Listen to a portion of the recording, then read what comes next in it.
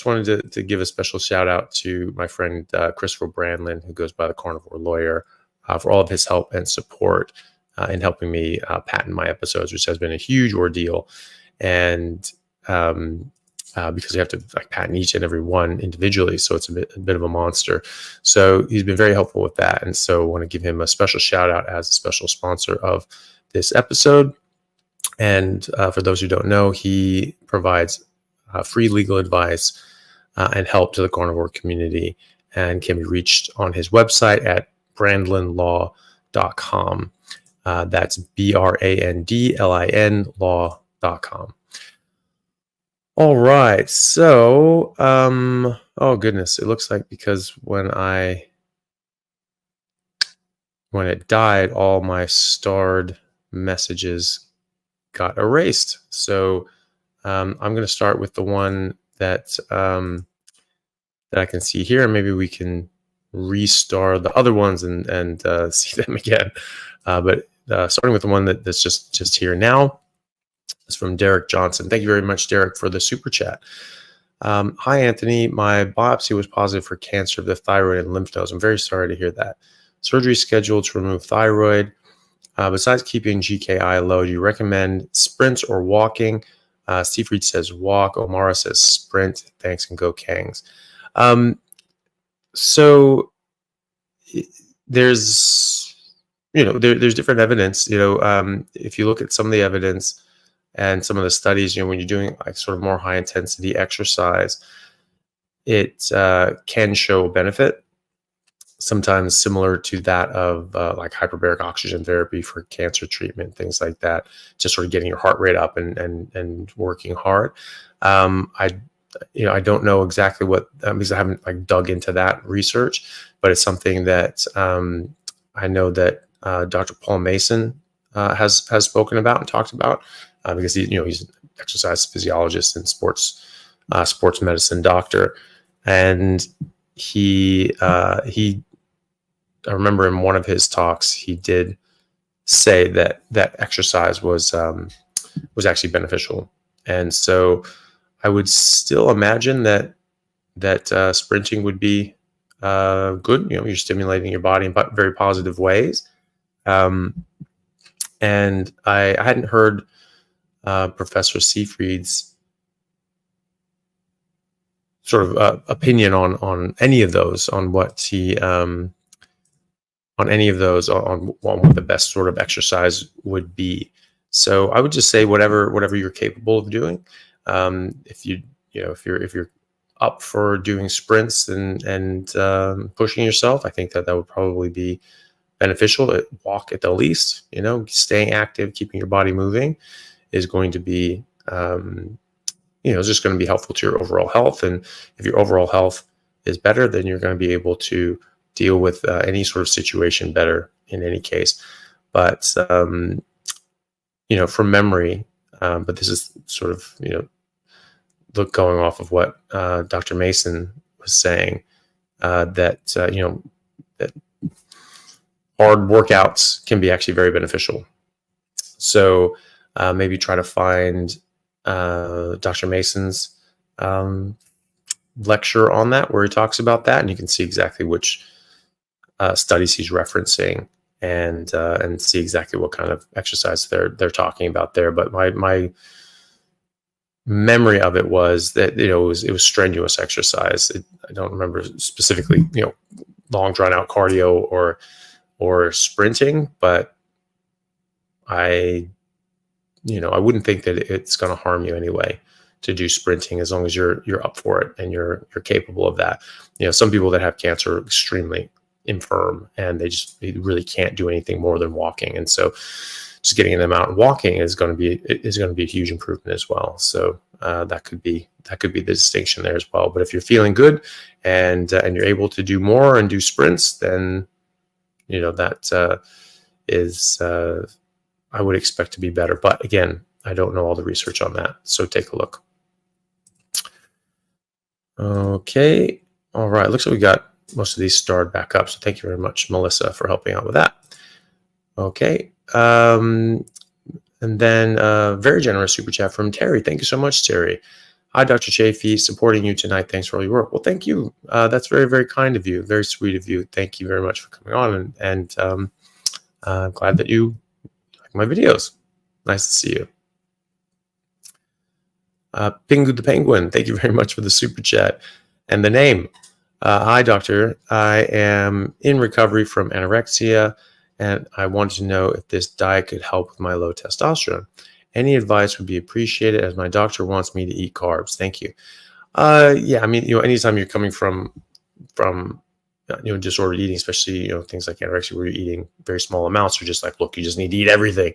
Well, that's sort of the problem in the first place, wasn't it? You were eating everything and that wasn't working, and people were feeling sick and they were gaining weight. They were like, well, that's not going to work. And then so you went sort of on the other end.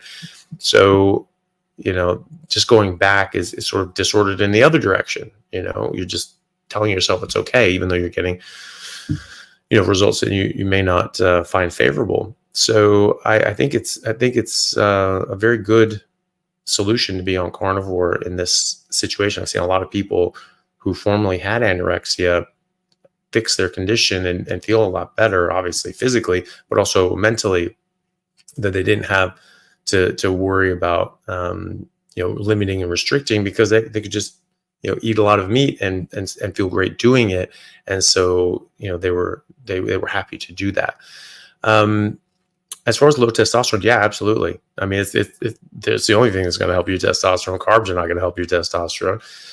Going ketogenic can help your testosterone, and getting enough meat and fat and cholesterol is what's going to help your testosterone, because testosterone is made from cholesterol. All your sex steroid hormones are made out of cholesterol, and and it's a major portion of it. 95% of the testosterone molecule is cholesterol. So it's just a couple little additions that change it up. So cholesterol is extremely important, and you get that from eating meat and being healthy and eating a proper human diet. So I would absolutely do that. So my patients that go onto a carnivore diet with a lot of fat, the fat's very important for your overall health, and particularly your hormonal health, that they improve their testosterone dramatically.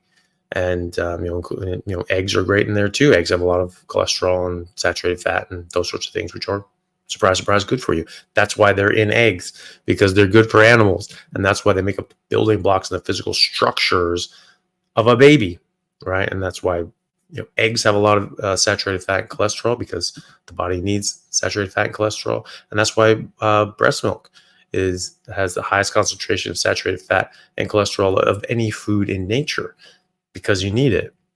And babies in particular, because their brains are growing and their bodies are growing. It's very, very important. So I would just keep eating fatty meat until it stops tasting good, just like everybody would in other situations. And then just see how you go. I would be shocked if your body didn't start improving from all standpoints, but especially your testosterone as well. That'll come up. Sometimes it takes a while for your body to turn on, so give it a few months. Always check it in the morning. First thing in the morning is when you're going to have highest levels of testosterone. So always check it at the same time every morning, because if you check it at different times, check once later in the day, you're always going to have relatively less testosterone than you would have otherwise. And so you check it first thing in the morning, fasting from the night before 9 p.m., only water after that, only water in the morning, no coffee, tea, vitamins, supplements, medications until after you take that blood test between 8 and 9 a.m. Get a good night's sleep for several days before, no stress, no exercise, and no sexual activity for 48 hours before your test. You do that in that way, and don't take biotin, don't take B vitamins that contain biotin. Biotin is a B vitamin, so any B multivitamin or B complex or multivitamin will have biotin in it. And so just don't take that. Don't take that for 5 days before, really. And then you'll get very consistent numbers, and you'll be able to track what you're doing and be able to do that more accurately. If you do that inconsistently, you'll get inconsistent results, and it may be that your numbers are changing and it doesn't have anything to do with your actual production of testosterone, etc. So that's what I would do. And you check a baseline, and then you do carnivore, and then 3 months later into carnivore, you check it again, and you see how you feel. That's the most important thing. And you can check that against your bloods, and they'll get better. They will absolutely get better. Good luck with that. Lively Linus, thank you very much for the super chat. Tips for me to stop zoning out and getting tunnel vision. Had this all my life. Can't see objects in peripherals at times. Causes accidents. Oh goodness, that's not good. So I don't drive anymore. I want to fix this. Started line diet in June 30th. Well, unfortunately, I don't have a great answer for you, because that's not something that I typically treat. Hopefully you're working with your doctor. I'm sure you have, if this has been going on for years or your whole life. One thing that I'm glad you're starting a lion diet, though, because one thing that fixing your diet can do is it fixes problems that we didn't even realize were problems for a lot of the time, and also fix problems that no one else had any answer for and ability to fix otherwise. So it could very well be that this helps that. A lot of people find that their concentration, focus, and brain fog improve. Tunnel vision, there can be a lot of different meanings of the word of saying that you have tunnel vision. If you actually don't have peripheral vision, then that's something that needs to get checked out thoroughly. If you've had that your whole life, then maybe it's not as something that's more acute. But if you really actually don't have visual fields on your peripheral vision, that can be something more serious, like not to put any scary thoughts in your head. But when someone gets that loss of peripheral vision quickly, like over the course of weeks and months, that can be from a pituitary tumor pushing on the optic chiasm, which sort of blocks out the peripheral vision. So you end up getting tunnel vision. You can only see here, and then you're walking. All of a sudden, someone's next to you. You're like, oh God, I didn't see. How'd you get there? Because you don't see them coming up, because you don't have any peripheral vision.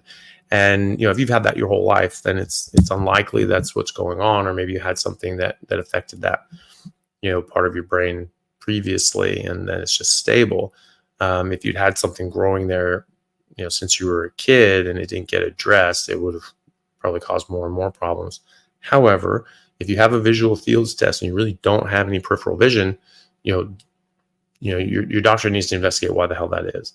And so, I would do that. I would talk to your doctor, get a visual fields test.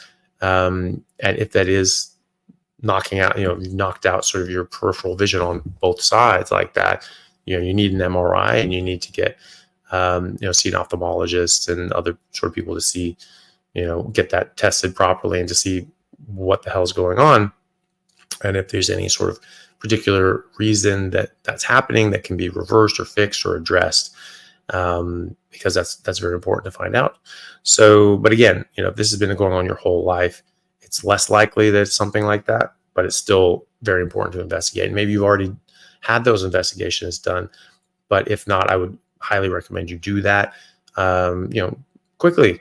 I just go in to see your doctor, straight away. Just get the next appointment and talk to him about it and say, hey, I want to get my visual fields test. I can't see out of my peripheral vision, and get that tested. And maybe it's just a lack of awareness, and that's important to know about too, because that can be other sorts of neurological issues if you just are sort of neglecting certain sides of your body and things like that, even though the visual fields are there and intact, and the retina is intact, and the optic chiasm is intact, and all that sort of stuff. So all good information, but needs to be thoroughly checked out by a doctor. And line diet hopefully can help with some of this as well, but it's not going to fix everything. It's going to fix a lot of things, because a lot of things are being caused by eating a really poor diet. And so when you fix your diet, it fixes a lot of problems. So I think that's great. And it's, I would just encourage you to keep going with that. A lot of fat, high fat, and cut out everything else. That's the idea with lion. It's just red meat and water. But really staying with it for at least a few months. Do 100% red meat and water for 100 days, 100% for 100 days, and see how you go. And it'll improve a lot of other things as well. Hopefully it improves this also. But if you are actually getting to the point that you don't have peripheral vision, like just holding your finger out here, like I'm looking straight ahead and I can see my finger moving. If you can't do that, you need to get it checked out as to why that is. Okay. So Liveline says, I do think it's neurological. It happens when I have something on my mind. It's like my peripherals go away. Okay. Yeah. So you have peripheral vision at one point and then it goes away. It could just be that you're just so focused on something that you zone everything else out. But if it just happens on its own, and when you're not doing anything else, it could be something else. But if it's more that you have something on your mind and you're just sort of focused on it, you get very heavily distracted away from everything else. That's more reassuring that there isn't anything else going on. But there's no harm in just getting it run by your doctor and just having them do a proper exam and make sure everything's okay. And then just doing a lion diet and seeing how that can help. Sometimes like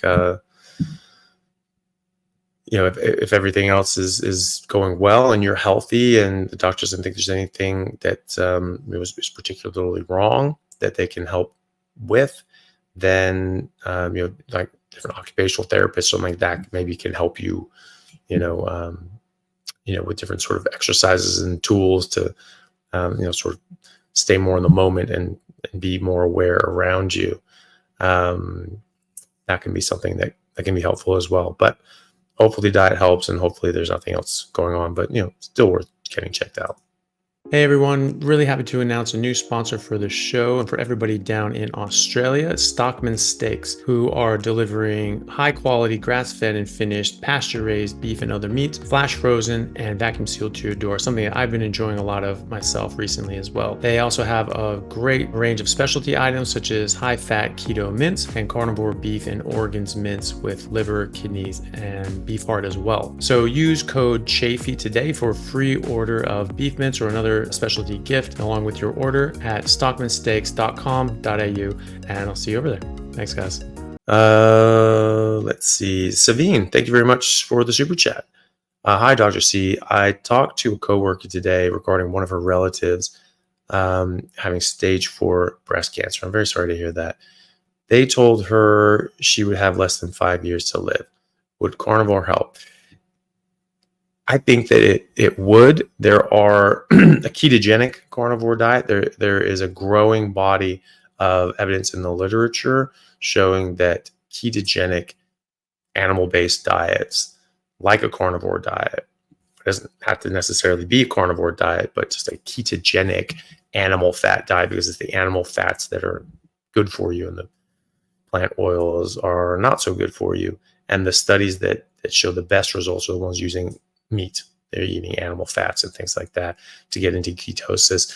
And then other studies on ketogenics, generally in mice, giving them a bunch of like Crisco and hydrogenated vegetable oil, which does not exist in nature, and yet we're giving them to animals and people and saying, we're getting strange and possibly bad blood markers and biomarkers from this ketogenic diet. And it's just like, yeah, well, no kidding, you're giving them poison. And so they're in ketosis, but they're also giving them poison. And so I'm not surprised that they're getting bad results. The ones that are getting the best results are the high-fat, animal-based ketogenic diets, like a carnivore diet. And depending on the breast cancer too, that's been more studied as well. I remember seeing a study on triple-negative breast cancer responding very well to ketogenic metabolic therapy. Always remember that Dr. Otto Warburg showed nearly 100 years ago that cancer is a mitochondrial metabolic disease. It's not a genetic disorder. And then Watson and Crick came along and discovered DNA, and everyone just went, everything's DNA. Well, most things are stored in the DNA, but that doesn't mean that the DNA is the brain and the powerhouse. the mitochondria are the powerhouse. They're actually moving around in the cell and actually turning things on and off and running the cell as if it were a ship. The DNA and that information it codes for is very important, but it's sort of the blueprints. It's not the architect and the builders, right? The mitochondria are the workers and the architects. They're using that information and the proteins that it's producing to go and do work elsewhere in the cell. Now, it's a bit more complex than that because the DNA can actually, self-control which proteins get expressed and so on. But that's like a chemical dynamic, and based on gradients and other sorts of signals that the DNA is getting, the mitochondria are actually moving around doing work, and so they're very, very, very important. And excuse me. And so we have something called the Warburg effect, which is that cancer cells require 400 times the amount of glucose as normal cells do. And so it has, has been shown that when you restrict glucose and sugar and you go into a ketogenic state and you get your GKI low, your glucose ketone index, your blood sugar is low and your ketones are high, that actually shows survival benefit in cancers of all different forms. I mean, there's dozens and dozens of studies in multiple different cancers, like dozens of studies in each of these different cancers, including breast cancer, showing significant improvement with ketogenic metabolic therapy. All the studies that show the most benefit are the ones that have the least carbohydrates. So I have some that have sort of middling, like, is it all that much better? Where they're having, low carbohydrate. Well, what the hell does low carbohydrate mean? It's ambiguous. So some of them like, below 200 grams of carbohydrates, that's a low carbohydrate diet. Well, that's intensely high from my standpoint because I don't have any carbohydrates outside of the glycogen that shows up in meat and organs. And I don't even have that many organs. It's really just meat. So then there's other ones, like 50 grams or, 20 grams and 10 grams and 0 grams. As you go down, people tend to have better outcomes. And so you keep that GKI under 2.0. That's considered therapeutic. And you do that from a combination of a ketogenic diet, like a carnivore diet, and potentially restricted eating. You need to include organs if you're going to do that because you still need the same amount of nutrients. You just want less energy coming in. And potentially fasting. If you can't get your GKI under 2 or even under 1 is preferable for periods of time at least, so that you can sort of have this sort of constant pressure of low access to energy. Then fasting can sometimes help that. It's help sort of tip the balance and get you into that more ketogenic state. So good luck to your friend. Maybe show her my interview with Professor Thomas Seyfried, Seyfried, where we talk about cancer and cancer biology. And it's pretty amazing. It's a hour and 40 minutes long, talking about cancer biology. And it's my most watched long video. It's like 2 million views nearly, or maybe even hit it, but that was 1.9 last time I checked. And then my lecture at there was a medical conference in San Diego last year, and it was just called ketogenic metabolic therapy as a novel adjunct to standard of care in cancer. Bit of a mouthful, probably not a punchy enough name to really make it go crazy on the algorithm, but it's a good talk. It has good information in it anyway, and so I would recommend taking a look at those and seeing what she thinks. And at the very least, it's not going to hurt. It can help actually make chemo and radiation more successful by sensitizing the cancer cells to the chemo and radiation and protecting her healthy cells from the chemo and radiation as well. So I would take a look at those and maybe show them to her and see how she does, because it's cancer is really nasty, and you have to throw the kitchen sink at it.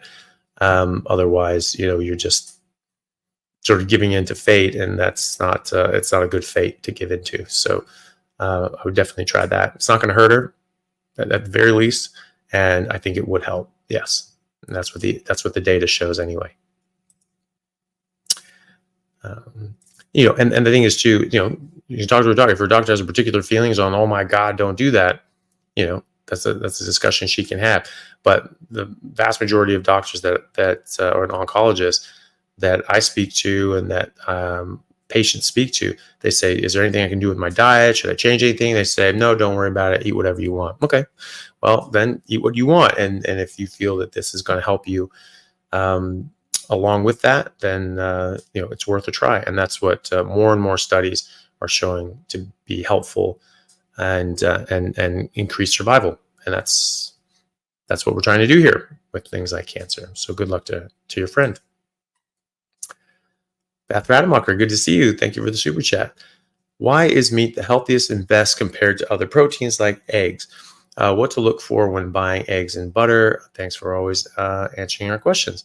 Well, no problem. You're very welcome. So, just, eggs are great. It's just that some people have, a bit of a sensitivity with them, particularly with the egg whites. They can cause a bit of a reaction in some people. Other people don't have a problem with them. So eggs are great. Eggs have a lot of wonderful nutrients in them, especially pasture-raised eggs. If the chicken's eating what it's supposed to eat, it's going to have, the nutrients that are optimal for it and the eggs. And then just sometimes there's different proteins in egg whites that protect it from bacteria and fungus and things getting into the egg and destroying the yolk and the baby chicken. So that's the issues that some people just have a problem with some of those, and particularly raw egg whites. The yolks seem to be fine, and especially people with autoimmune issues. They're much more likely to react to eggs. And so it's just to be mindful of that. But I sort of consider eggs honorary meat, because it's all the nutrients that you need to then turn into meat, right? It's going to turn into a baby chicken. So it's all the nutrients that are needed for that new life to come into existence. So obviously it's a lot of really good nutrients for us to continue our lives. Because that's the unfortunate reality of this world we live in, which is that animals are heterotrophs, and we have to eat other things to get the nutrients and energy that we need. We can't get it from mineral sources and sunlight. It would be pretty cool if we could. That would make space travel a lot easier, wouldn't it? But unfortunately, something's got to die for us to live, and that's just life. The cycle of death and rebirth, and this is something that people have been in tune with for as long as humans have been humans. And so it's so a bit of a tangent there, but eggs are great. Red meat, is the ruminant meat. They typically, they are able to ferment and break down and the different toxins and extract more nutrients than other animals are, and so they tend to have a higher concentration of nutrients, especially grass-fed and finished ones. They just have a higher concentration of these nutrients. But it doesn't mean, so objectively, there's a difference there, but that doesn't necessarily mean the others are bad. It's just some are just the best and some are really, really good. But eggs are really, really good, and so I wouldn't worry about that. For when you're looking for buying eggs, you want pasture-raised eggs. That is supposed to mean that they're actually out on grass eating whatever they eat. Now, they could be given corn and feed and all that sort of stuff, but they're supposed to be given that out on the grass where they could be eating worms and bugs and things like that. And hopefully they are. They, if they're done right in that sort of regenerative fashion where they're out eating bugs and things like that, they're much more nutritious. And I think Joel Saladin talked about his eggs done that way compared to USD eggs. So it was like a USDA egg had something like 41 milligrams of folate in it, but his eggs had over 1,000. So there's a big difference in the amount of nutrients there. So you look for pasture-raised eggs.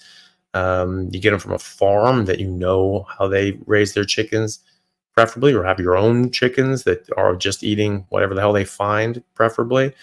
And then butter, grass-fed butter. You want to get grass-fed butter, and it's usually going to be a deep dark yellow, and that's going to have a better complement of nutrients as well, and DHA, EPA, and the other fats and cholesterols that you want in a good ratio as well. So that's what you look for. Gage Scott, thank you very much for the super chat. Should I push past the hunger pings, or should I always eat when I'm hungry? Well, it depends on your situation. You know, if you're stuck at work and you don't really have access to something, you know, it's fine to wait until later as long as you're getting enough. If you're getting a lot of hunger pangs, could be that you're just going through withdrawals and your body's just going, hey, what's going on here? And it's just sort of a bit of a readjustment period. And that should go away. Or it could be that you're not eating enough at the times that you are eating. So when you do eat, just make sure you're eating very fatty meat, and you keep eating until it stops tasting good. And then typically you won't be very hungry for 24 hours sometimes. I often will, if I'm eating enough, I will often eat just once a day. If I'm not eating enough in one go, then that's usually twice a day. But if I get enough, it's just once a day. As long as I'm sedentary. If I'm working out and more active, then that goes up. Then I'll eat 2 big meals, and as opposed to 1 big meal, and then I put on muscle very, very easily doing that. So if it's in the middle of the day and it's not really convenient to eat, then you can wait until you get home or to a situation that's more convenient. But if your body's really telling you to eat meat, you should eat meat. If you get a bit tired and lethargic after you eat a big meal, then just try to eat about half of that. Just sort of take the edge off, and get you through to when you can finish your day and finish your workout if you're working out, and then get to a point where you can eat your fill and not worry about feeling tired or lethargic. And that's pretty much it. But if you're working out and your body's saying, hey, we need more food, or you were a bit underweight to start and your body wants to put on weight, you typically will need to eat twice a day, and a decent amount.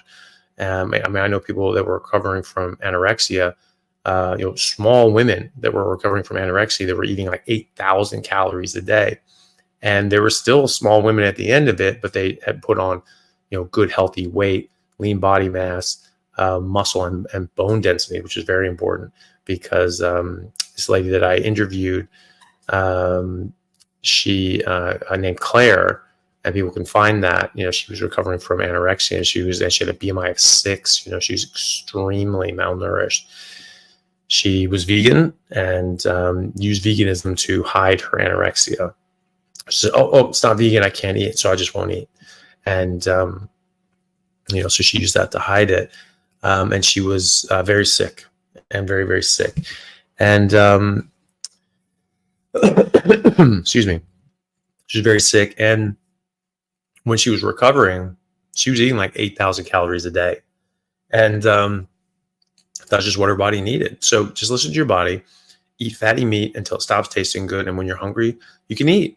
If it's inconvenient and you need to eat sometime later, it's okay. Just drink water, and you should be fine. But no, if your body's asking for food, I would give it food. Give it the right food. Give it meat. Lena, thank you very much for the super chat.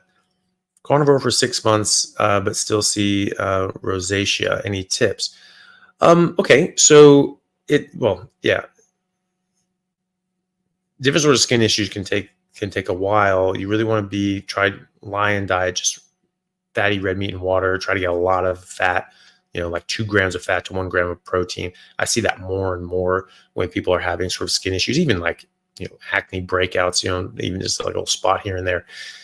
And they really up the fat. It actually can help clear up their skin issues. So try that.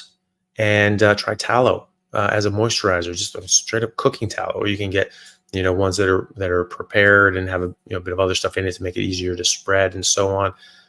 From my sponsor for this show is Stone and Spear tallow and skincare. So that should be a link for that in here, and you can buy things there, or you just use just straight up cooking tallow.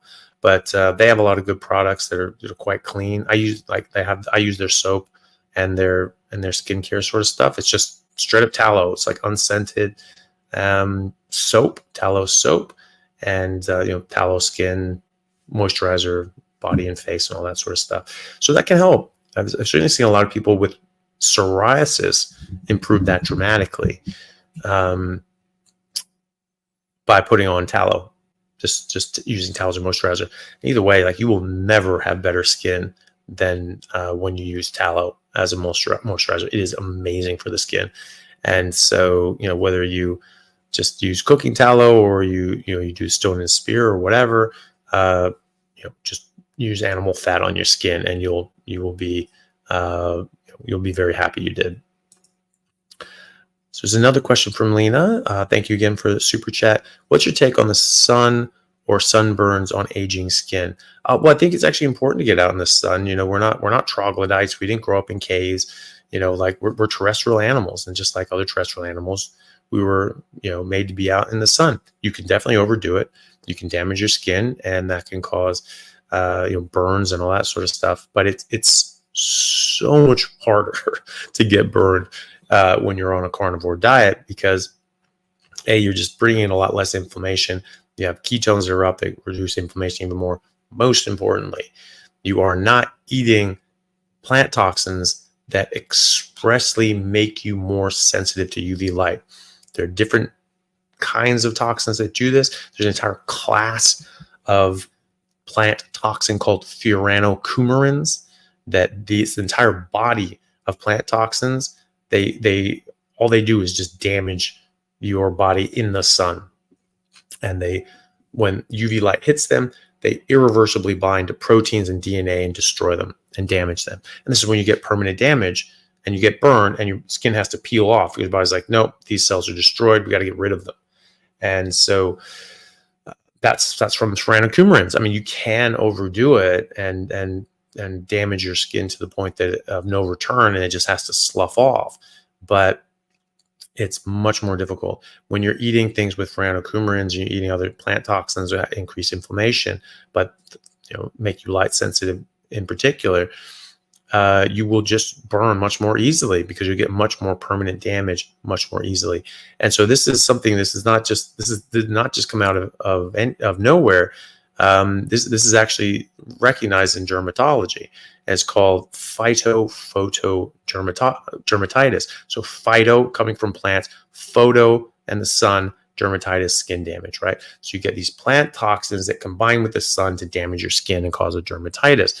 There's celery dermatitis. So celery has these furanocoumarins, parsnips do, all citrus do. So the idea that, well, fruit don't have any toxins is not true. They particularly have, are particularly heavy in furanocoumarins. This is why you can't take certain medications with grapefruit, because the furanocoumarins in those grapefruit will have to get detoxified by the liver. So, hey, there's that word toxin. It's getting detoxified. Therefore, it is a toxin, right? That's just a definition in terms. And that takes up enzymes that also metabolize certain medications. And so then you run out of that enzyme, and you can't metabolize your medications properly, and you get problems to do with that. And so, thinking about, grapes and avocados, just on the fruit topic, we eat these things. Okay, well, those obviously are good for you. Well, actually, they'll kill cats and dogs. Why do they kill cats and dogs? Because there's toxins in them that are toxic and life-threatening to cats and dogs. So that means there are toxins in it. It just means that we're better able to weather those toxins than dogs and cats are, but there's still toxins in there. So I think it's really important to get out in the sun.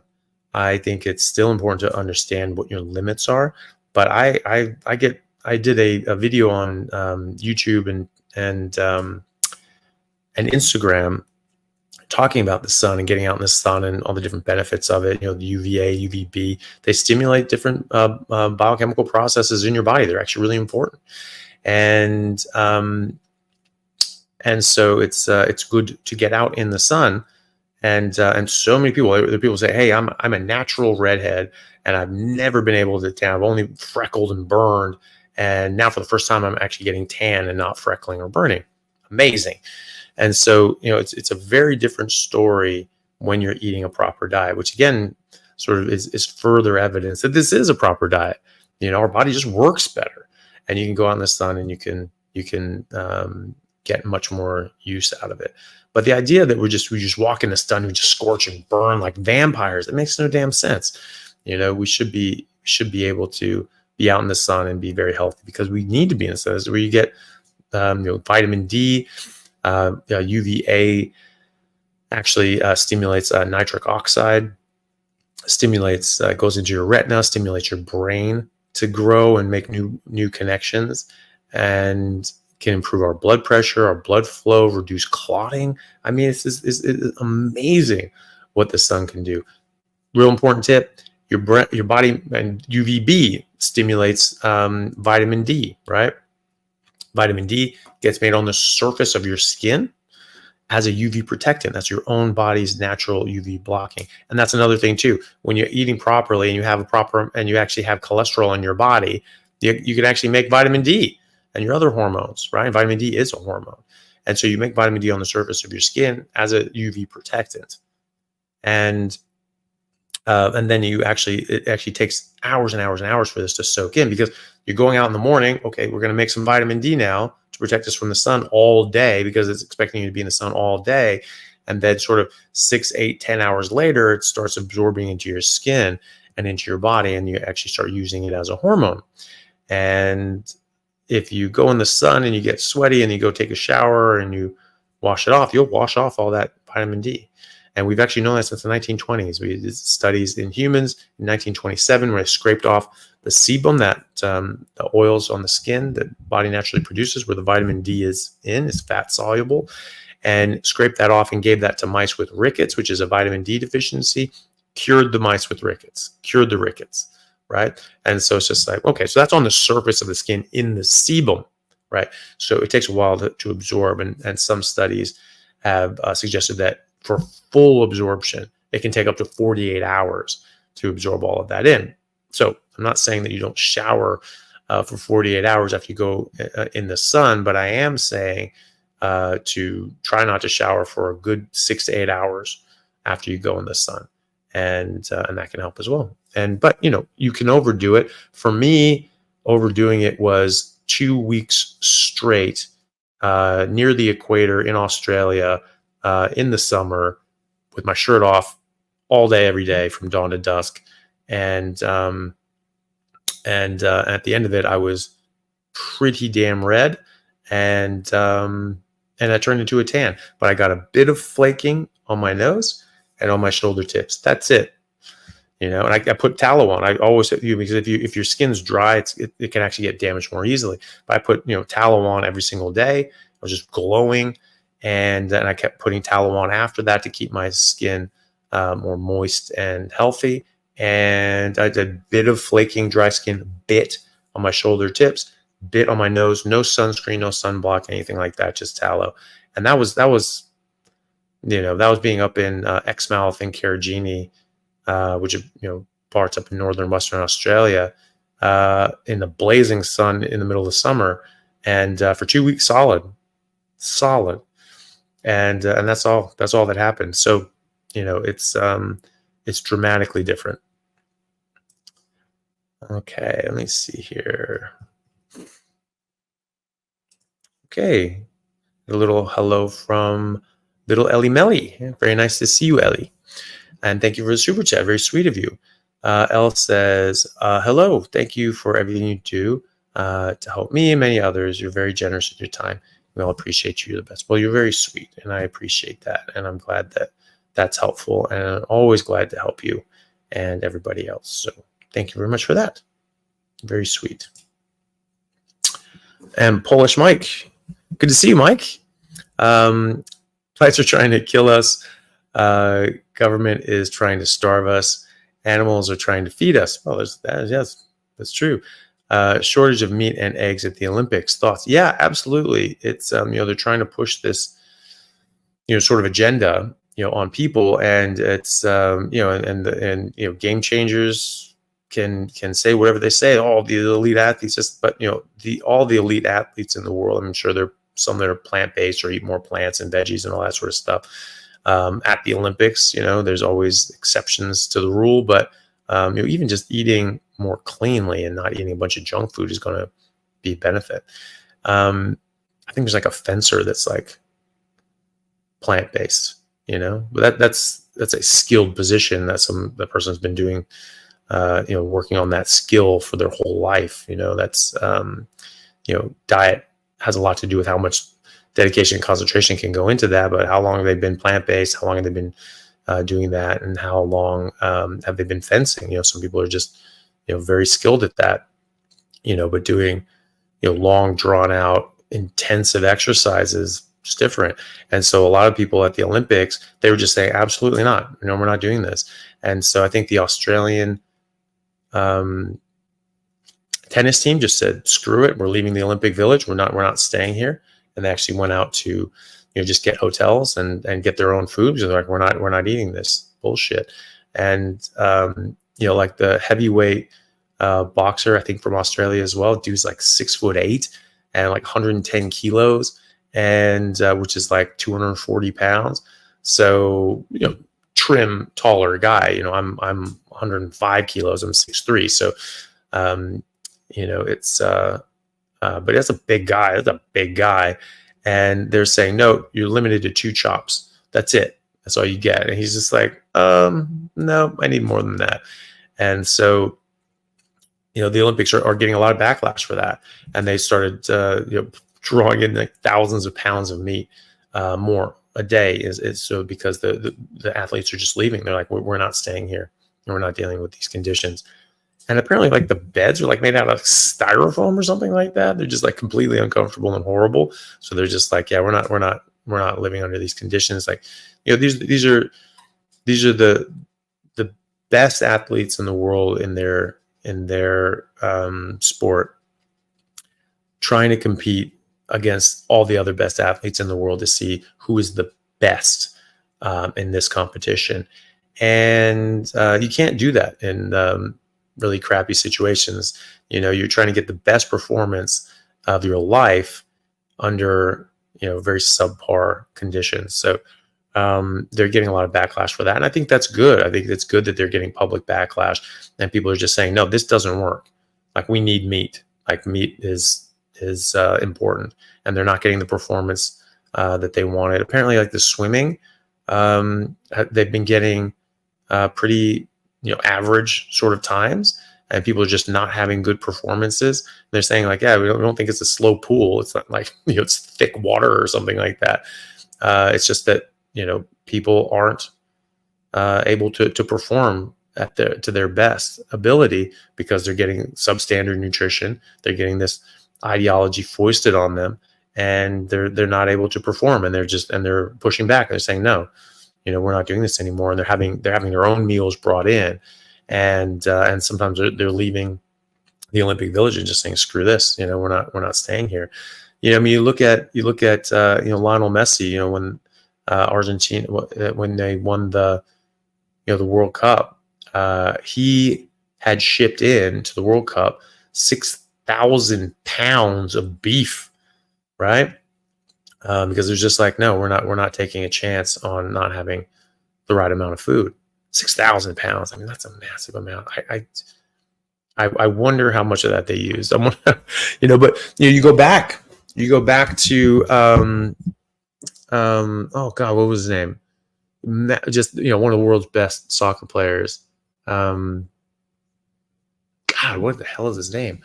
I was after Pele, and they're saying, "Oh, this is the next Pele." He's like, "I don't want to be the next Pele. I want to be the next me." Damn it! But he was captain of Argentina. I think they won a couple World Cups, and the same thing. They just brought in thousands of pounds of meat, and they were just grilling up and barbecuing just tons of meat, and that's what they did. I mean, this is the original Olympic Games. That's what they would do. They would just eat tons and tons of meat leading up to it. And then the games you'd win cows and sheep, and that was part of the prizes was more meat. So, it's very strange that they're doing this, but it's actually, I think it's probably a net positive for the world to see that, try to push this ideology and have it fall flat on its face, so people can just be like, yeah, that doesn't work. And so, hopefully some good will come out of that. But I feel bad for the athletes that have worked their entire life for this and are having their performance, lessened by the poor nutrition that they're being provided at the Olympics. So I feel bad for them, but hopefully they sort that out and people can get back on track. Matt Sherlin, thank you very much for the super chat. Hold on, sorry, I'm just gonna see something here. Maradona, yeah, that's what it is. Yeah, thank you for that. Maradona, yeah, Maradona was captain of Argentina, I think for like 3 World Cups maybe, and he was just a brilliant player. And that's what they ate. You watch the documentary on Maradona, and like when they were going to World Cup and everything like that, that's what they were doing. They just had big chunks of meat on the grill, and they just grill these things up. And they just have a team grill session, every meal. And and they did great. And Messi followed suit and had the same result. And that's obviously, there's a lot more that goes into winning a World Cup. But that's a big part. If you're not properly nourished and your body's not working properly, you're not recovering, you're not able to perform at your best, you're not going to do as well as you could have. And that's important when you're playing at that level. So Matt Sherlin, thank you very much for the very generous super chat. I appreciate it. Hi, and thank you. What is the connection between carnivore and reducing heart attack risk? I'm a 50-year-old male, strict carnivore for 6 months, and keep hearing about men younger than me having heart attacks. Yeah, it's very concerning, isn't it? And when you consider the fact that the first heart attack diagnosed and confirmed on autopsy in America was in 1912, and there wasn't a single case reported in the literature confirmed on autopsy of someone dying from a heart attack, then you have to sort of wonder why the hell that is, and why 10 years later became one of the biggest killers, and then a few years after that became the #1 killer in America, even though we're eating the least amount of meat in America than we were in 200 years before or since. And so in the 1800s, we're eating far more meat. Oh, people are only living to their 30s. Well, people in their 30s have heart attacks now. People in their 20s have heart attacks now. My friend, Dr. Ankar Verma, is an ER physician in India, and they eat 3 kilos of meat per person per year on average. And he's seeing 17-year-old vegetarian kids come into the hospital with a heart attack. The hell is that? So people just, 17 is not old enough, I guess. It's pretty wild the mental gymnastics that people can do to deny reality in front of their faces. The average life expectancy from birth in 1850 was 38, but the average life expectancy from age 10 years old, if you made it to 10, was 56. So, and when you get to 20, it's 66, and so on. So if you get into adulthood and middle age, you lived as long or longer than people do now. And so it's just that the childhood mortality rate was very high, and early deaths were high, because it was a hard life. We have it pretty piss easy now in the West. You go to Bangladesh and go see how they live. Not even in the refugee camps where I was working. Just go see rural Bangladesh, or even urban Bangladesh. The vast majority of people are living under very different conditions than we are, and they have life expectancy to compare that to. India, their average life expectancy from birth is around 60 something, right? And they're all vegetarians. Well, wouldn't that mean that being vegetarian is bad? Oh, well, but there's infant mortality, and there's this, and there's, okay, so now there's a distinction, but not when it goes the other way. So why does, what's the connection between carnivore and reducing heart attacks? Well, the simple thing is that you're removing out things that can be causative. Cigarettes, smoking, Nicotine can cause damage to the artery lining. Diabetes causes damage to the lining of your arteries through glycation. You're going to keep your blood sugar down. You're going to keep your insulin down. And high-fat, meat-based ketogenic diets like a carnivore diet have been shown in clinical trials in humans to reverse type 2 diabetes. That's one of the biggest risk factors for developing heart attack and heart disease and stroke. And so that would be diabetes and metabolic syndrome, both of which have been shown to be reversible with ketogenic, high-fat ketogenic diets like a carnivore diet. And people all around the world are reversing their diabetes by going on a high-fat carnivore diet that is ketogenic, and getting rid of seed oils and these things, these industrial products that have never existed in nature ever. And then when you cook with them, they can make trans fats. They can partially hydrogenate, and you make trans fats that are extremely toxic. They don't exist in nature either. And that's why these things are illegal now, because it's such a high risk of developing heart disease and other sorts of health issues. And when you cook with these plant oils, they can turn into trans fats. So that's not good. You don't want those. But I mean, the plant oils themselves can be harmful as well. So you're just eliminating out all these different things. And so it's an elimination diet. You're just cutting out things that are bad for you. So it's like, what is the connection between, not drinking alcohol and doing drugs and certain health outcomes? Well, you're just not doing drugs and drinking alcohol, which damage your body and can precipitate these health issues. Same thing with carnivore. You're just eating what humans have been eating since humans have been humans. And so your body's just going to work normally, and you're not bringing in all these other sorts of harmful additives. And for those who said that, people died in their 30s, before the 20th century, just remind them that since the 1700s, the minimum required age to run for president of the United States was 35 minimum, right? And you look at all the founding fathers, all these like white-haired old men, usually wearing wigs because they lost all their hair, right? So tell me again how we were only living to be 35 again.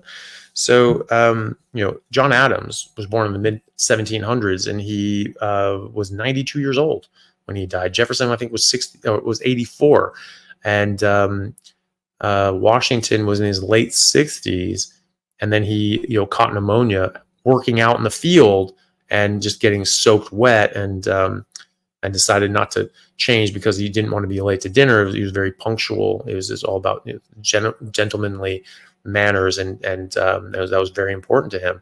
And it cost him. And he got bad pneumonia, and he got very sick, and he ended up dying probably from all the things that they were doing at the time. All the bloodletting and cupping and all that sort of stuff. And it was weeks and weeks and weeks before he died.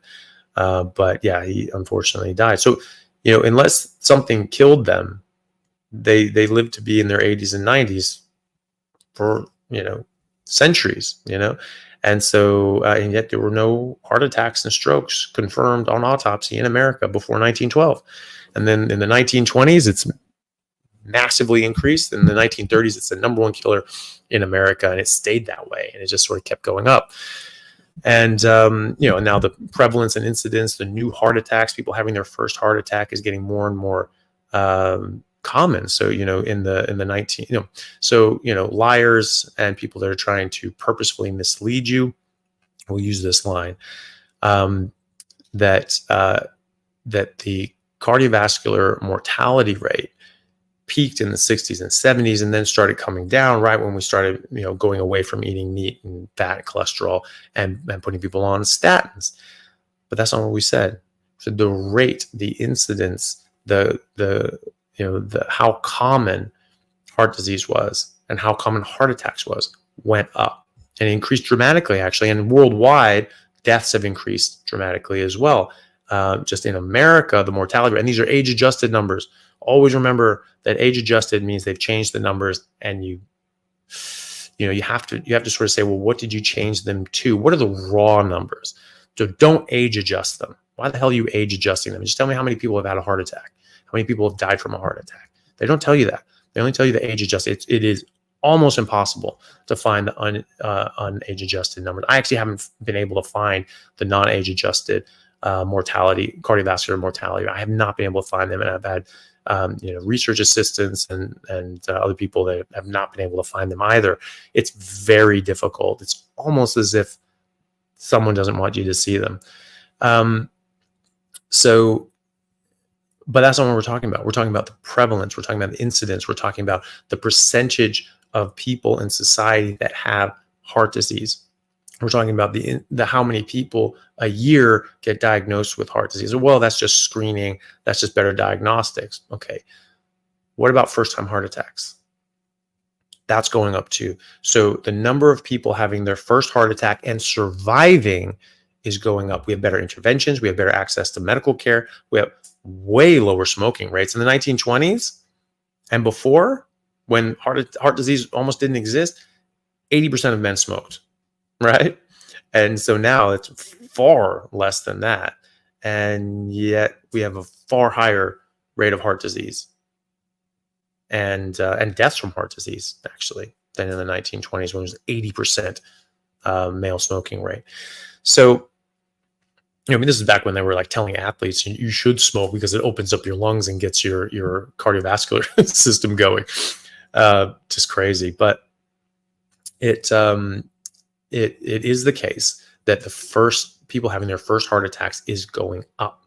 So why is that? Since we've reduced red meat by over a third, reduced fat, saturated fat and cholesterol by the same, increased fruits and vegetables by 30 and 40%, increased heart healthy grains, increased heart healthy unsaturated vegetable oils by over threefold, and replaced these calories that you're missing out from animal fats with plant oils and sugar.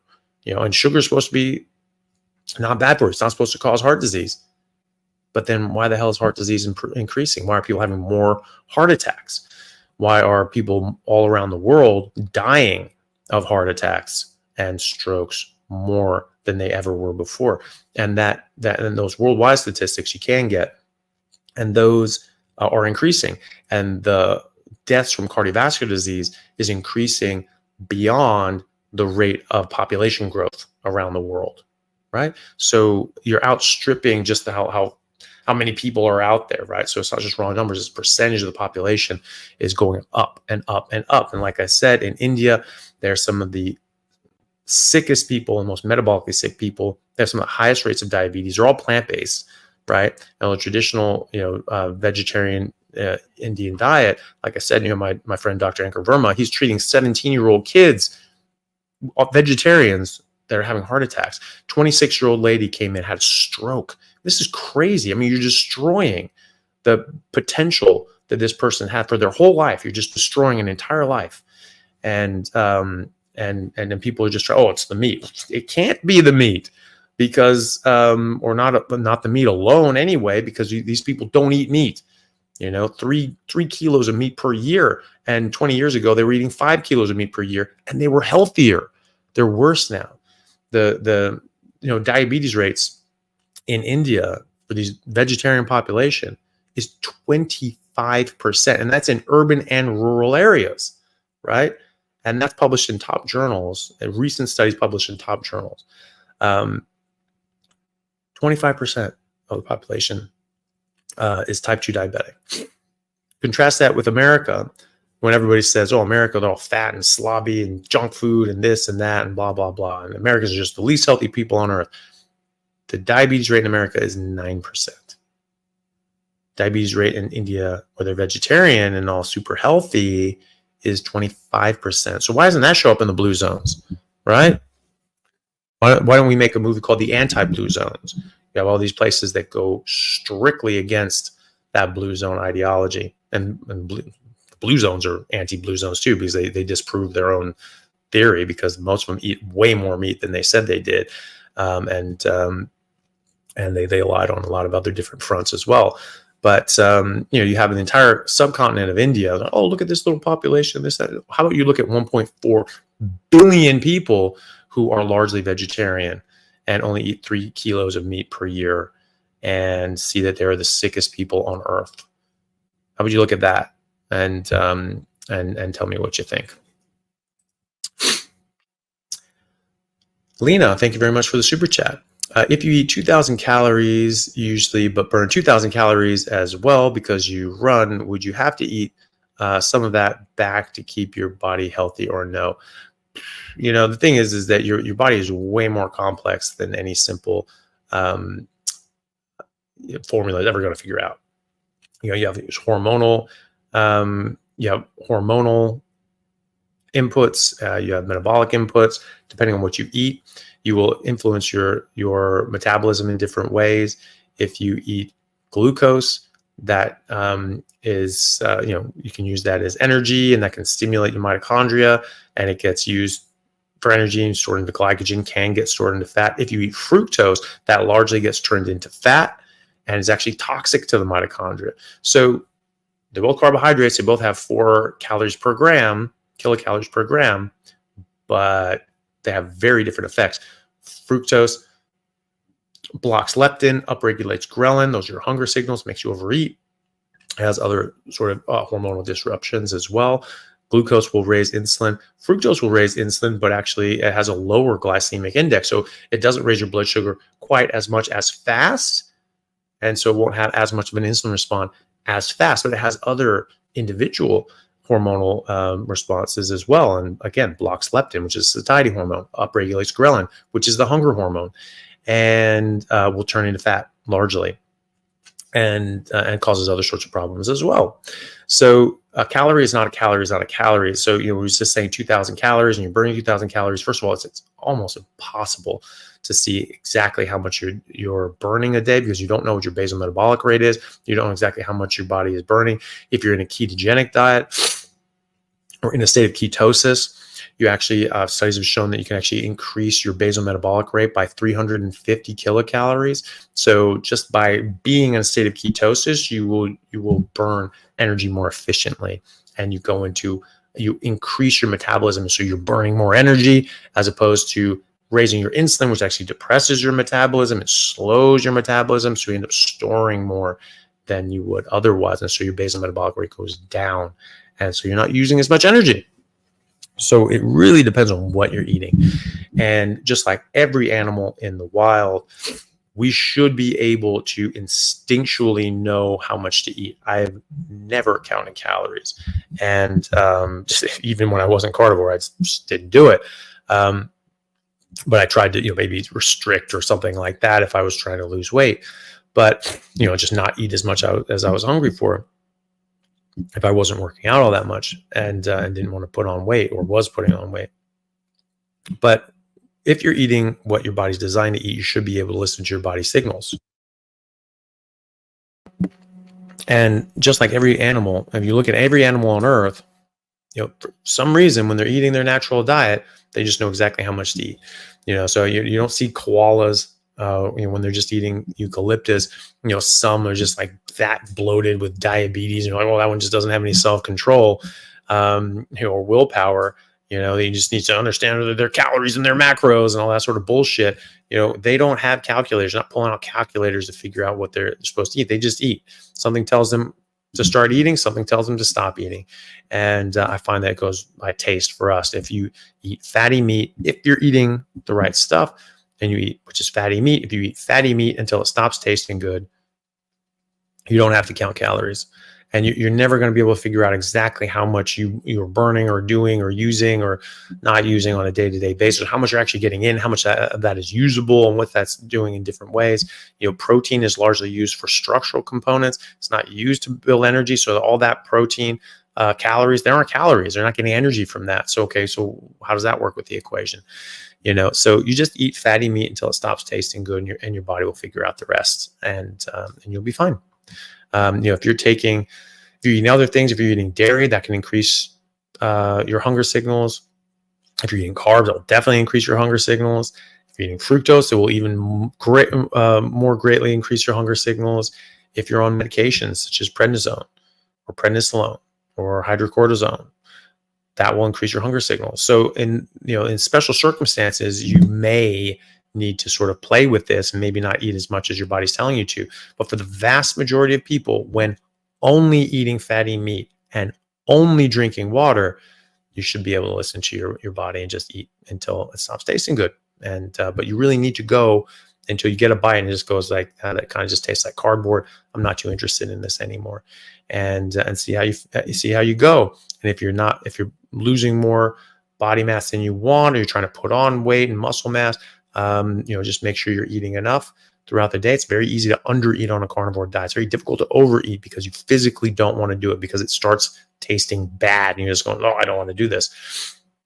So it's important to at least eat enough and listen to that, and sort of, you have to relearn your hunger signals. So if you're sort of feeling a bit off or low energy or this or something, okay, am I hungry? Or getting cravings, especially for carbs or sugar. Say like, ooh, am I hungry? Is this what hunger feels like? Try eating some meat or eggs. If it tastes good, yes, you're hungry. Keep eating until it stops tasting good, and go from there, and you'll do great. Vom Handus Shepherds. Cool. Thank you very much for the super chat. I'm just going to see how many super chats we have here. Ugh.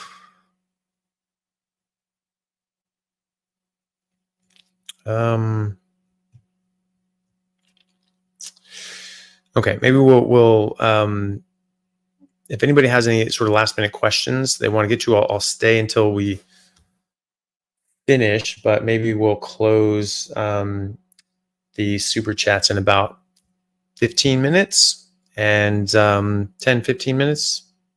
Yeah, and we'll close it off in maybe 10 minutes. And so anybody has a question, get them in now, and then I'll stay till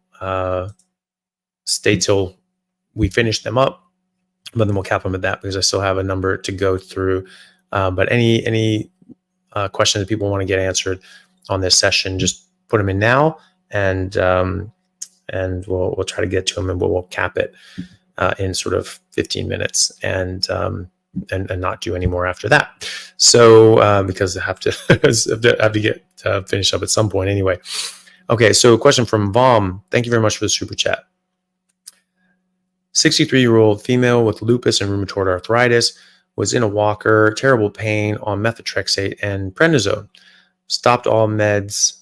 Methotrexate, prednisone. Stopped all meds. Went carnivore on July 1st, and in remission. That's amazing. Great job. Really happy to hear that. Triglycerides, I'm assuming 60, HDL 85, LDL 290, CAC score is 5. Doctor freaks out and wants me on a statin. Well, your CAC score is 5. I mean, that's basically nothing. So there's nothing really to get overly concerned about there. You can always check that again in a year or two and see what that's doing. LDL is not a disease. Atherosclerosis is a disease, and your CAC score of 5 shows that you don't really have a burden of atherosclerosis, at least not calcified. Now, that doesn't show soft plaque. That only shows hard plaque. But your triglycerides are very low, which is great. High triglycerides, that can cause disease. That can actually cause pancreatitis. So, that is a problem if it gets too high. Yours is perfect. And your HDL is higher than your triglycerides, which is perfect. And your LDL actually shows that we're just seeing more and more data showing that higher LDL, higher total cholesterol, longer life. And so this is just an absolute con. You've just reversed lupus and rheumatoid arthritis, which I guarantee you your doctor would say is impossible. And yet you've done it just by changing your diet, and you're off medications that can cause serious damage to your body as well. So obviously our paradigm and understanding is wrong. And so you've done something very simple, and you've completely revolutionized your health. Why are we assuming that that's going to kill you by some other means? Those medications can. Those medications can cause serious disruption to your health and metabolism. They can kill you eventually. But that's not what this is. You're just eating real food, and and these diseases are going away. So why are we assuming that doing this and just naturally getting rid of the causes of your lupus and rheumatoid arthritis, why are we saying that is going to then cause heart disease? You're improving. All your health markers are improving. And I would say your LDL is improving as well, because that is that has never been proven, never been shown in to have a causative relationship with heart disease. And you see it right there. Your LDL is 290, which is about 3 times what your doctor probably wants you to be at, and your CAC score is 5. It's nothing. You really don't start worrying about a CAC score until it goes over 100. So if you're really worried, get a carotid Doppler. Get an ultrasound of your carotids. That takes decades to build up. So if you had anything there, it's not just within the last year. That's been there for a long time. But you check that. You check it again in a year or two. See what happens. It's getting worse. Okay, then we need to figure out what the hell's going on. Stress, bad sleep, other sorts of environmental toxins. Is it your diet? It's not, but that's something that can be then addressed. That's something that's worth addressing at that point. Right now, you have one data point. You have a CAC score of 5, which is nothing to write home about, and you're feeling great, and you've reversed very serious diseases that are debilitating and can be fatal.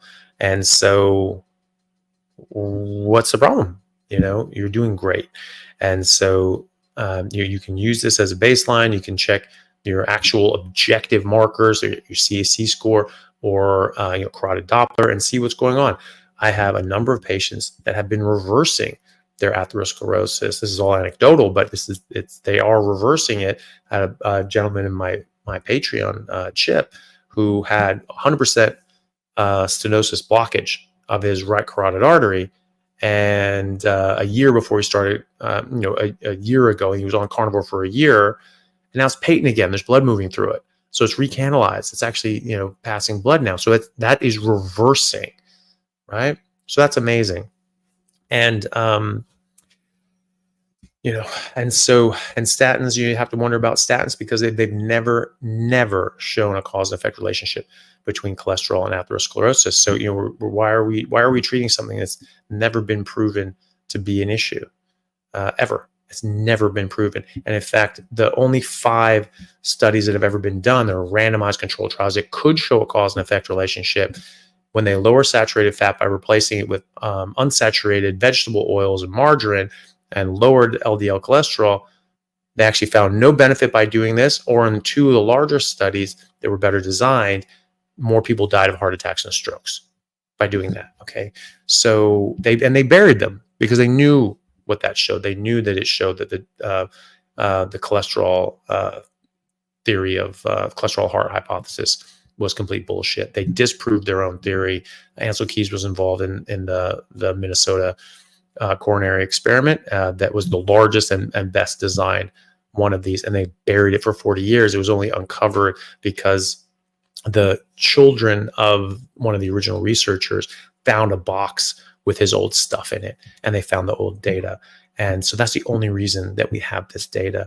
There isn't a single experimental study ever showing a cause and effect relationship between cholesterol and heart disease. And so why are we treating it as if there isn't a single cause and effect relationship? And maybe bring that up to your doctor and just say, how do we know that there's a cause and effect relationship? Have there ever been any causative studies that show a cause and effect relationship? Experimental trials, randomized controlled trials showing a cause and effect relationship. He will say, yes, of course there are, because it would be crazy for them to be doing this sort of stuff if that weren't the case, but it's not the case. And but because we've been taught to treat these numbers in the way that we are, we assume that there must be a good reason for that. But there's that old saying, when you make an assumption, you make an ass out of you and me, and that's exactly what they're doing. And so, ask them, is this like, can you show me any cause and effect, randomized controlled trials that show a cause and effect relationship between high LDL and total cholesterol and heart disease? Because, you haven't been able to find them. And the only ones you found actually showed the opposite, like the Minnesota coronary experiment actually showed the opposite. They had 10,000 patients perfectly controlled because they were in institutions, and so they controlled their meals. So it's not like you just go home and report like the nurses study and just say, hey, what'd you eat last year? Absolutely useless study. and it's designed to be useless so that they can manipulate the data and say whatever the hell they want. But when you do a controlled experimental trial with people that you control the meals on it, dead opposite results. And so it is the case that there isn't a single piece of hard evidence to show that cholesterol causes heart disease. And in fact, there are tons and tons and tons of larger and larger studies showing that higher LDL, you live longer. You don't die of cancer as much. You don't die of infectious disease as much. And you don't die of heart attacks as much. So this is just a flat out lie that has been perpetrated and then just repeated so many times that it's just in the dogma. But you ask them for evidence. You say, can you show me a cause and effect study, a randomized controlled trial that shows a cause and effect relationship between LDL cholesterol, total cholesterol, and LDL or total cholesterol and heart disease? They can't do it because they don't exist. The only ones that have been done showed the opposite. So your doctor is very well-meaning, I'm sure, and just hasn't seen the data because we don't get taught this in medical school, which is a bit of a fraud, honestly. But that's what the actual experimental studies show, is that this is bullshit. So good luck with that. You're doing great. Keep it up. Keep up the good work. Nav, thank you very much for the super chat. Hi, Doc. Any tips for teeth grinding during sleep? I think I might also have sleep apnea, which could cause it. Well, a lot of people reverse a lot of their sleep apnea or improve their snoring and sleep apnea by going carnivore. So, you probably already know that and probably have gotten some benefits from that already. The grinding of the teeth, I don't know. Maybe that you just need like a mouth guard when you sleep, so you're not grinding down your teeth, and that can protect your teeth as well. Other than just doing carnivore and avoiding other things that maybe make things worse, then just throwing a little mouth guard, something like that. Sleep apnea, you need a sleep study test to check that out. And when people go carnivore, it typically reduces a lot of the inflammation in the soft tissue and the soft palate, and so there's more open airways that they can breathe through. And this generally sorts out sleep apnea within a few weeks, actually, of going carnivore. So if that hasn't happened yet, or that has improved, but only to a certain degree, then it's possible you could have deviated septum and other sorts of things that could be potentially fixed surgically that could help you breathe better. But sleep study will show that too. So that might be worth getting. Alice Furs, thank you very much for the super chat. Trying to go carnivore to combat severe histamine intolerance. Having allergic reactions to meat, eggs, and dairy. Can you recommend an allergy specialist who's carnivore informed? That's a good question. There are lists of doctors that do ketogenic stuff, like on Dr. Kilt's website. So KILTZ. So his website, they have lists of doctors. I mean, they have to sort of self-sign up. So there's different doctors that sort of sign themselves up. I'm pretty sure I've signed up on that one, but I'm not sure. I've signed up on others. And so you can hopefully find someone on that. It may be that there's an allergist in your area, but that's sort of quite a specific field. But you might be able to find like a primary care physician, like a GP or family practice doctor in your area who is carnivore, keto minded. And the good thing about that is that they generally have networks of people they refer to. And so if they're of that sort of way of thinking, they're going to sort of come up with other sort of people around them in the area, like, around Perth. Like, I know certain doctors that are of that way of thinking. There's something called Low Carb Down Under. The website lowcarbdownunder.com.au has a big list of doctors in Australia that are sort of keto minded, and a lot of those would be carnivore. and or at least carnivore friendly, carnivore adjacent, and so you could find different databases like that if you're in. It looks like you're in Australia, so I think that's probably the best way is the lowcarbdownunder.com.au, and look for a doctor in your area. If there isn't an allergist specifically in your area, try to find a GP and then talk to them and say, hey, do you know any allergists that are on board with what we're doing here? And they might be able to point you in the right direction, or at least help you search that out. As far as reactions to meat, eggs, and dairy, I would probably start by cutting out the eggs and dairy first and foremost. Try going to red meat. Try to go to meat that has not been aged, and and try to stick with like beef and lamb. Sometimes lamb is a little better for the histamine side of things. They don't hang them after they slaughter them to sort of age them a bit. For lambs, they're usually just left and then just butchered fresh, and so that can be helpful as well. And then you just try different meats that you think you can tolerate, and you just stick with the ones that you can tolerate, and you avoid the ones that you don't tolerate. And so it's just a bit of self-experiment and self-selection is pretty helpful there as well. And that's pretty much it. And then getting a doctor on the low carb down under website that you can go to and hopefully help you find an allergist. But I don't personally know any allergists in Australia, unfortunately, or maybe anywhere. It's a very niche part of medicine, but hopefully there will be one that you can find on low carb down under, or on or one of the GPs can help you. So hopefully, but you can also do just the self experiment, and I would do that too. Most people react if they're reacting to things, they will often react to eggs and dairy, and then the other non-ruminant meats. So things besides beef and lamb and goat. So I just try doing that. Cut out everything except beef, lamb, and goat if you can get it. I haven't eaten too much goat around here, but you never know. And just go with the meat that you do the best with, and hopefully you can find what works for you. And don't need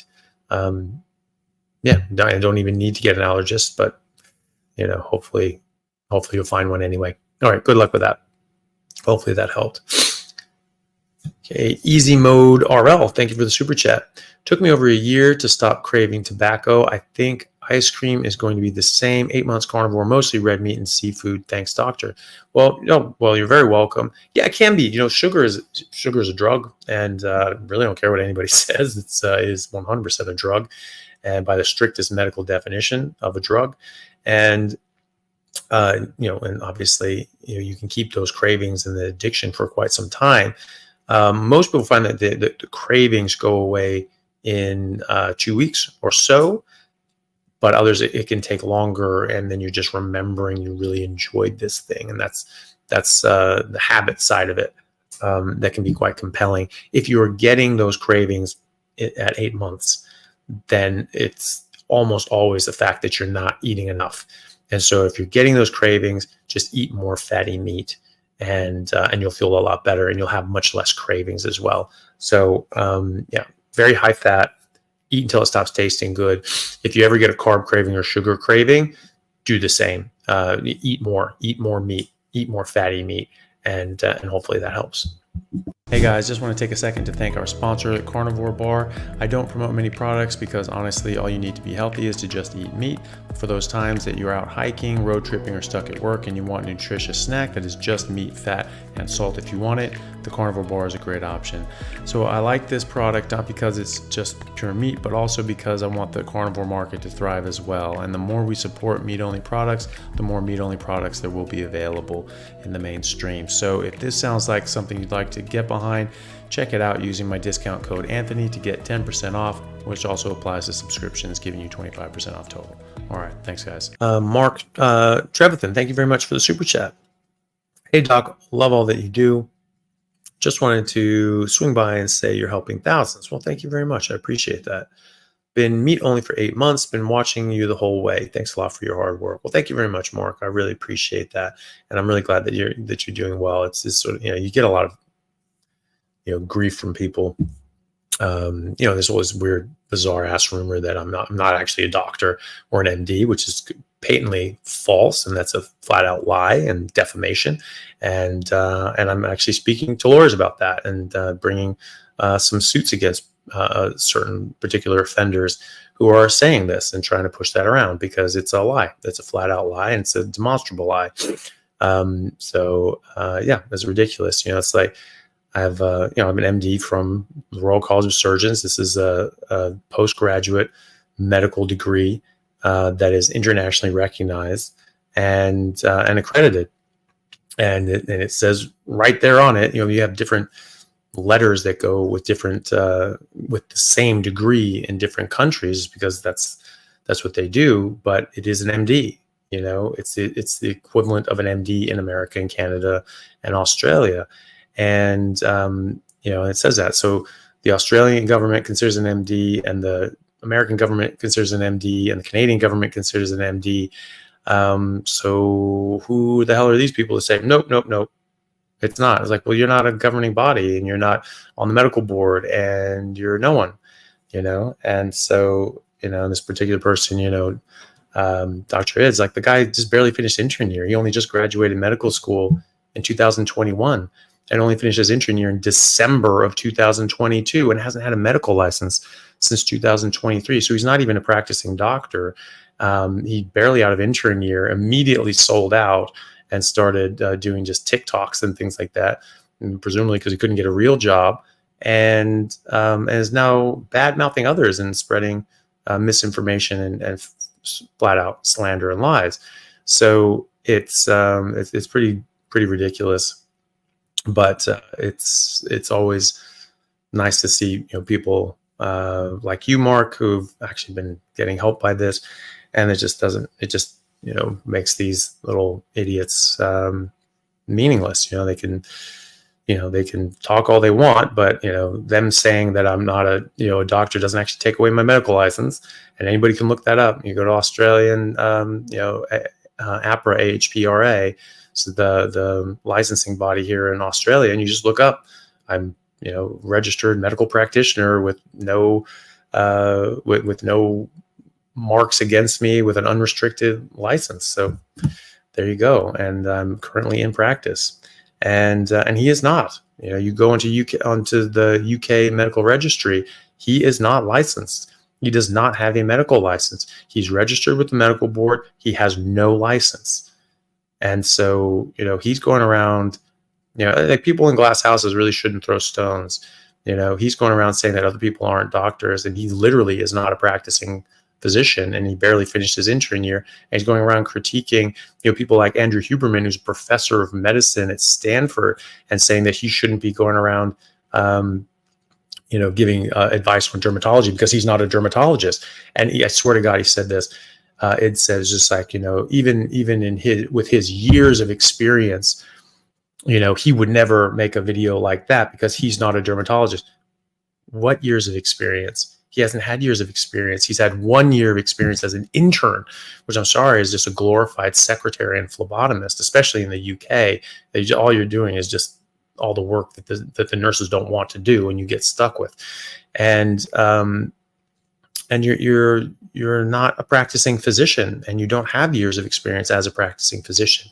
And if you're talking about your years of medical school, sorry, you don't get years of dermatology in medical school. It's like a 1 week sometimes module, and you're trying to say that you have years of experience more than Andrew Huberman, who is a professor of medicine at Stanford, who teaches medicine to doctors, and you have more experience than him. Probably not. That actually is his, especially his things titled Andrew Huberman going outside of his expertise or field of expertise, something like that. No, that is his field. He is a professor of medicine at Stanford. He teaches medicine, and that's exactly what he was doing, and that's exactly what he does. So it's narcissistic behavior with delusions of grandeur. He thinks that he's the the authority on everything. He can talk about things that Andrew Huberman can't, and he can decide what Andrew Huberman gets to talk about or not, even though he's not even a practicing doctor and hasn't had a career as a doctor ever. He just had an intern year, and then who knows if he even practiced after that, but he hasn't had a medical license since 2023. So he had a medical license for less than a year after his internship. And so, and now he's saying that, he gets to overrule the American Medical Association, Medical Board, the Canadian Medical Board, the Australian Medical. I had that confirmed by APRA, by the Australian licensing body, because someone else tried to say, "Oh, you're not allowed to use MD," and they brought it up with APRA, and APRA said, "Yeah, no, he is. Go away." And so that's been confirmed by the Australian Medical Board that that's perfectly fine. And the suggestion that I'm not an MD, what people take that to mean is that I'm not a doctor, that I didn't go to a medical program, that I did like some certificate course and or like an EMT or something like that. That's what him saying that has led people to believe. Which is funny because he calls himself board certified in lifestyle medicine, but lifestyle medicine isn't a board certified specialty. I spoke with the British Association of Lifestyle Medicine, and they said specifically they don't offer a board certification; they offer a certificate. Right. So this is like, it's like anywhere from 20 to 40 hours of online independent work that you do. Sometimes you do a test, sometimes you don't. And I think the largest one was like 100 hours of online work. So it was just, it's nothing. You can pound this out in a few weeks, and as a result, he's saying that he's board certified in something, which is completely misrepresenting his credentials, because what board certified means to the entire world is that you finished a specialty training program, and you're a consultant or you're an attending and a specialist in a certain field. And he's saying he's board certified. He's not board certified. There's no board certification. So he's leading people to believe that he's a trained specialist when he's barely out of intern year. And there are no board certifications for lifestyle medicine. So he's being extremely misleading. And basically just did a certificate course in this, is now trying to say that he's board certified. So it's pretty ridiculous. But thank you, Mark, for that. It's nice to see people actually being helped, and that definitely helps sort of ignore the idiots out there and just work on what matters, which is helping people. So thank you for that. Miss Ann Thorpe says, my coworkers all think I'm nuts and going to die of a heart attack. Meanwhile, 40 pounds gone, BP meds gone, anxiety and depression gone. Well, that's fantastic, Ann, and that's a perfect add-on to this. Thank you so much for that. That's really good to see. It's just, this works and people actually get help by it. And so who cares what anybody else has to say? Thank you for that. Lynette Inglis, thank you for the super chat. Looks like your question is down here. Our daughter has suspected MS and also on a waiting list for a gallbladder problem as possible gallstone. How does she start carnivore? Well, specifically for the MS, it's a good idea to get on a lion diet. So just red meat and water. Anybody with an autoimmune issue like MS is always going to do best on just red meat and water. So beef, lamb, and water.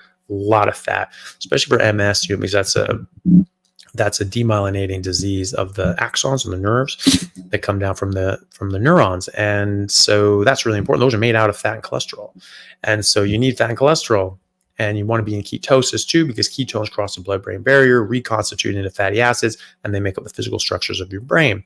And so you need enough fat, you need enough ketones, you need enough B12. Almost everybody's low on B12. I'm assuming that the New Zealand units are the same as Australian. Pretty damn sure.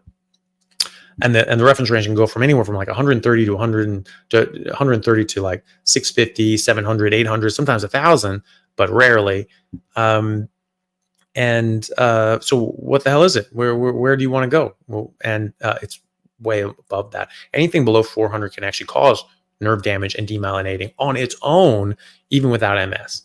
And so if you have MS and you're trying to recover from these lesions and repair the physical structures and the myelination of your axons, you need B12, you need folate, so you need liver to make sure that you're getting enough of this, because you're just going to be low on this. So for her, I would go on a ruminant diet, so beef and lamb. I'd have a bit of liver, just 50 grams a day for several weeks, and you can bring that down to 3 days a week if you want to. Check the B12. Check the folate. You'll have plenty of B12 and folate on if you're having liver. Most people will have plenty of B12 and folate just on the red meat, but make sure, because depending on the quality of meat that you're getting, it's going to have more or less B12 and folate in it. And so you want to make sure you get enough, and there's definitely enough in liver of all descriptions. And so check it again. What you want to aim for B12 is between 800 and 1200. That's what we typically use as a reference range for optimal in our patients. So that's what I would look at, and I would make sure that I would just do fatty red meat and water, lots of fat, be in ketosis, just the red meat predominantly, and make sure you're getting enough B12 and vitamin D. You should be getting enough from the fatty meat, grass-fed butter. I'd avoid other dairies though, butter being the only thing, or grass-fed ghee if she has a problem with butter. And dairy can definitely trigger autoimmunity and MS as well. So avoid those, and avoid eggs too. Just red meat, and grass-fed butter or grass-fed ghee is okay, as long as it's okay with her. And see how you go, and just get a lot of fat, a lot of vitamin D, a lot of B12. Check your B12 and B12 and vitamin D. Vitamin D, you want to be between 140 and 180, and a little above that is probably fine too. Up to 250. I've seen studies saying that that's perfectly fine. Even in cancer patients, you try to get that up to 220, for instance, and that can help. So that's what I would do. Good luck to her. And she can just sort of jump in. She doesn't have to like ease into it unless it's hard for her and she wants to ease into it. I'd go ketogenic straight away, no sugar, get some liver in her, check the B12, and so on. But if she's able to, willing and able, can just jump right in, I'd just jump right in and just go straight into it. Just cut all the garbage out. Just go beef, lamb, and water with a bit of liver, and she'll do well. There are a lot of people putting their MS into remission. We just heard from a lady who put her lupus and rheumatoid arthritis into remission without medication, which is astounding. There are tons of people that do it with MS in particular too. Maybe somebody in this chat watching this video has done that. So if anybody has had their experience, please do share your experience with the carnivore diet and MS in particular, but any autoimmune issues as well, because that's very helpful, and hopefully let you and your daughter see that. So good luck with that, and good luck to her. I hope she does really well.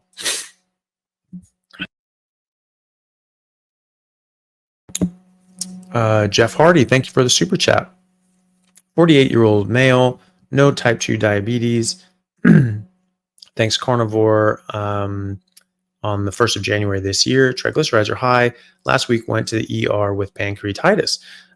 Wow, okay, so triglycerides past 4,200. 2 days later, 350. Is carnivore safe for me? Carnivore is vital for you, because carnivore is going to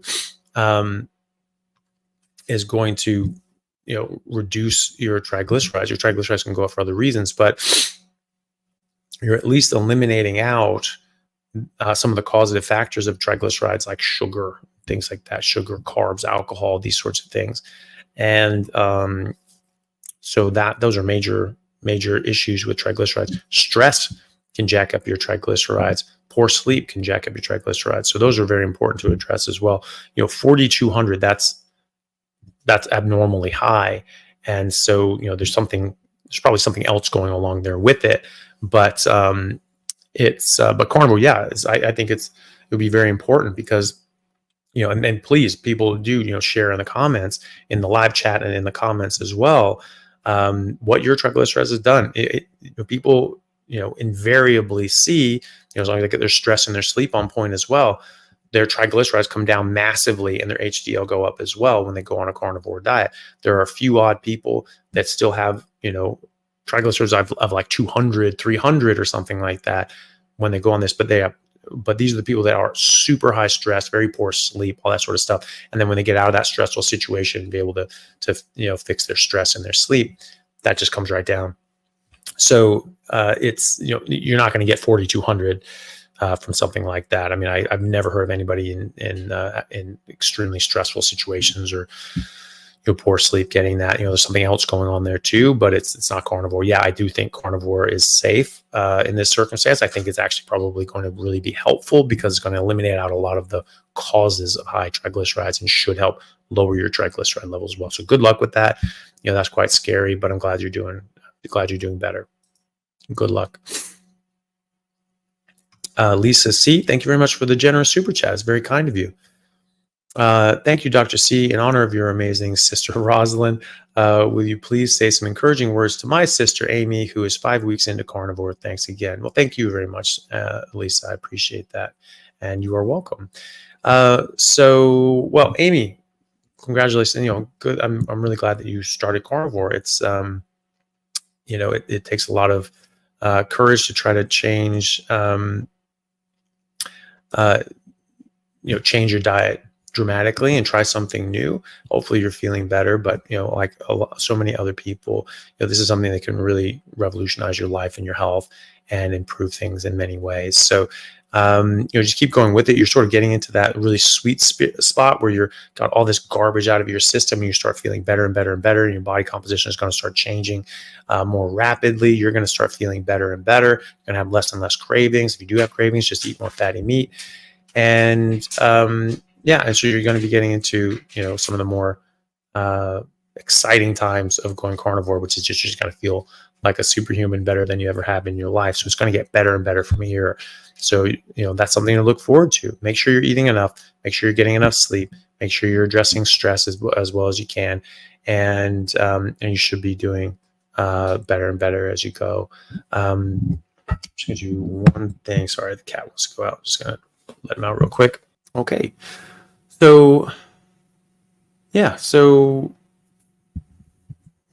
hopefully that's encouraging, but but seriously, like you're getting into the most beneficial time or the most dramatically different time where you just see these massive changes in your body and in your health, and so it's a very exciting time. So I'm sure you'll just get sort of be really excited with how you go. I think there was something in the chat about wanting a childhood story about me and Rosalind. I can't really think of any right now. I probably need a subject to remind me of something, but I can't think of anything in the moment. But if I think of something appropriate to share with the public, then I will do that. But either way, good luck with that, and I'm sure you'll do great. So, question from John Bassett. Thank you for the super chat. The question is down here. It says, I was planning to ask how to reduce triglycerides on carnivore 2 months in, and they keep rising. A1C remains at 5.5. So the only times I really see that are when people are not getting adequate sleep. They're averaging less than 7 hours of sleep a night. They're doing that consistently. If you average 4 to 5 hours of sleep a night for just 7 days in a row, you will give yourself diabetes, or pre-diabetes, I should say. But getting 7 to 8 hours of sleep after that for at least 7 nights can actually reverse that. So sleep is extremely important. Also stress. So your stress levels can be very important for your triglycerides as well. And it can give you sort of a derangement to your cholesterol panel. So you can get high triglycerides, low HDL, and you can get that pattern B type of LDL, which isn't great. Is that causing a problem? I doubt it. But it's I think more of this is smoke and not the fire. It's a sign that something else is going wrong in your body, and so other damage can happen. So it's important to address all of those things. And if you're able to address the stress and address the sleep properly, you should start to see your triglycerides start to come down. And again, when it can give you pre-diabetes if you're not sleeping properly and you're getting stressed, and that will affect your A1C. I wouldn't worry too much about the A1C because that's sort of it's a really blunt instrument. It's it presumes that your red blood cells before were living 3 months where they could have been living 2.5 months if you were less healthy, and it's presuming that they're still only living 3 months where they could be living 3.5, 4 months because you're more healthy. So you're just sort of comparing apples and oranges. I would more go on your daily blood prick levels and see how your actual blood sugar is doing. And so HbA1c is more of a marker for doctors to sort of see, like, are you really keeping your blood sugar under control? Oh yeah, I check it all the time. It's in the 80s, and it's like, is it though? Because compliance is an issue, and people misreporting what their findings to their doctor is a real thing. So it's important to sort of have something that they can gauge this. But for your purposes, since you don't need to lie to yourself, and you're not going to fool yourself too far, you want to check your blood sugar. And if your blood sugar is just 75,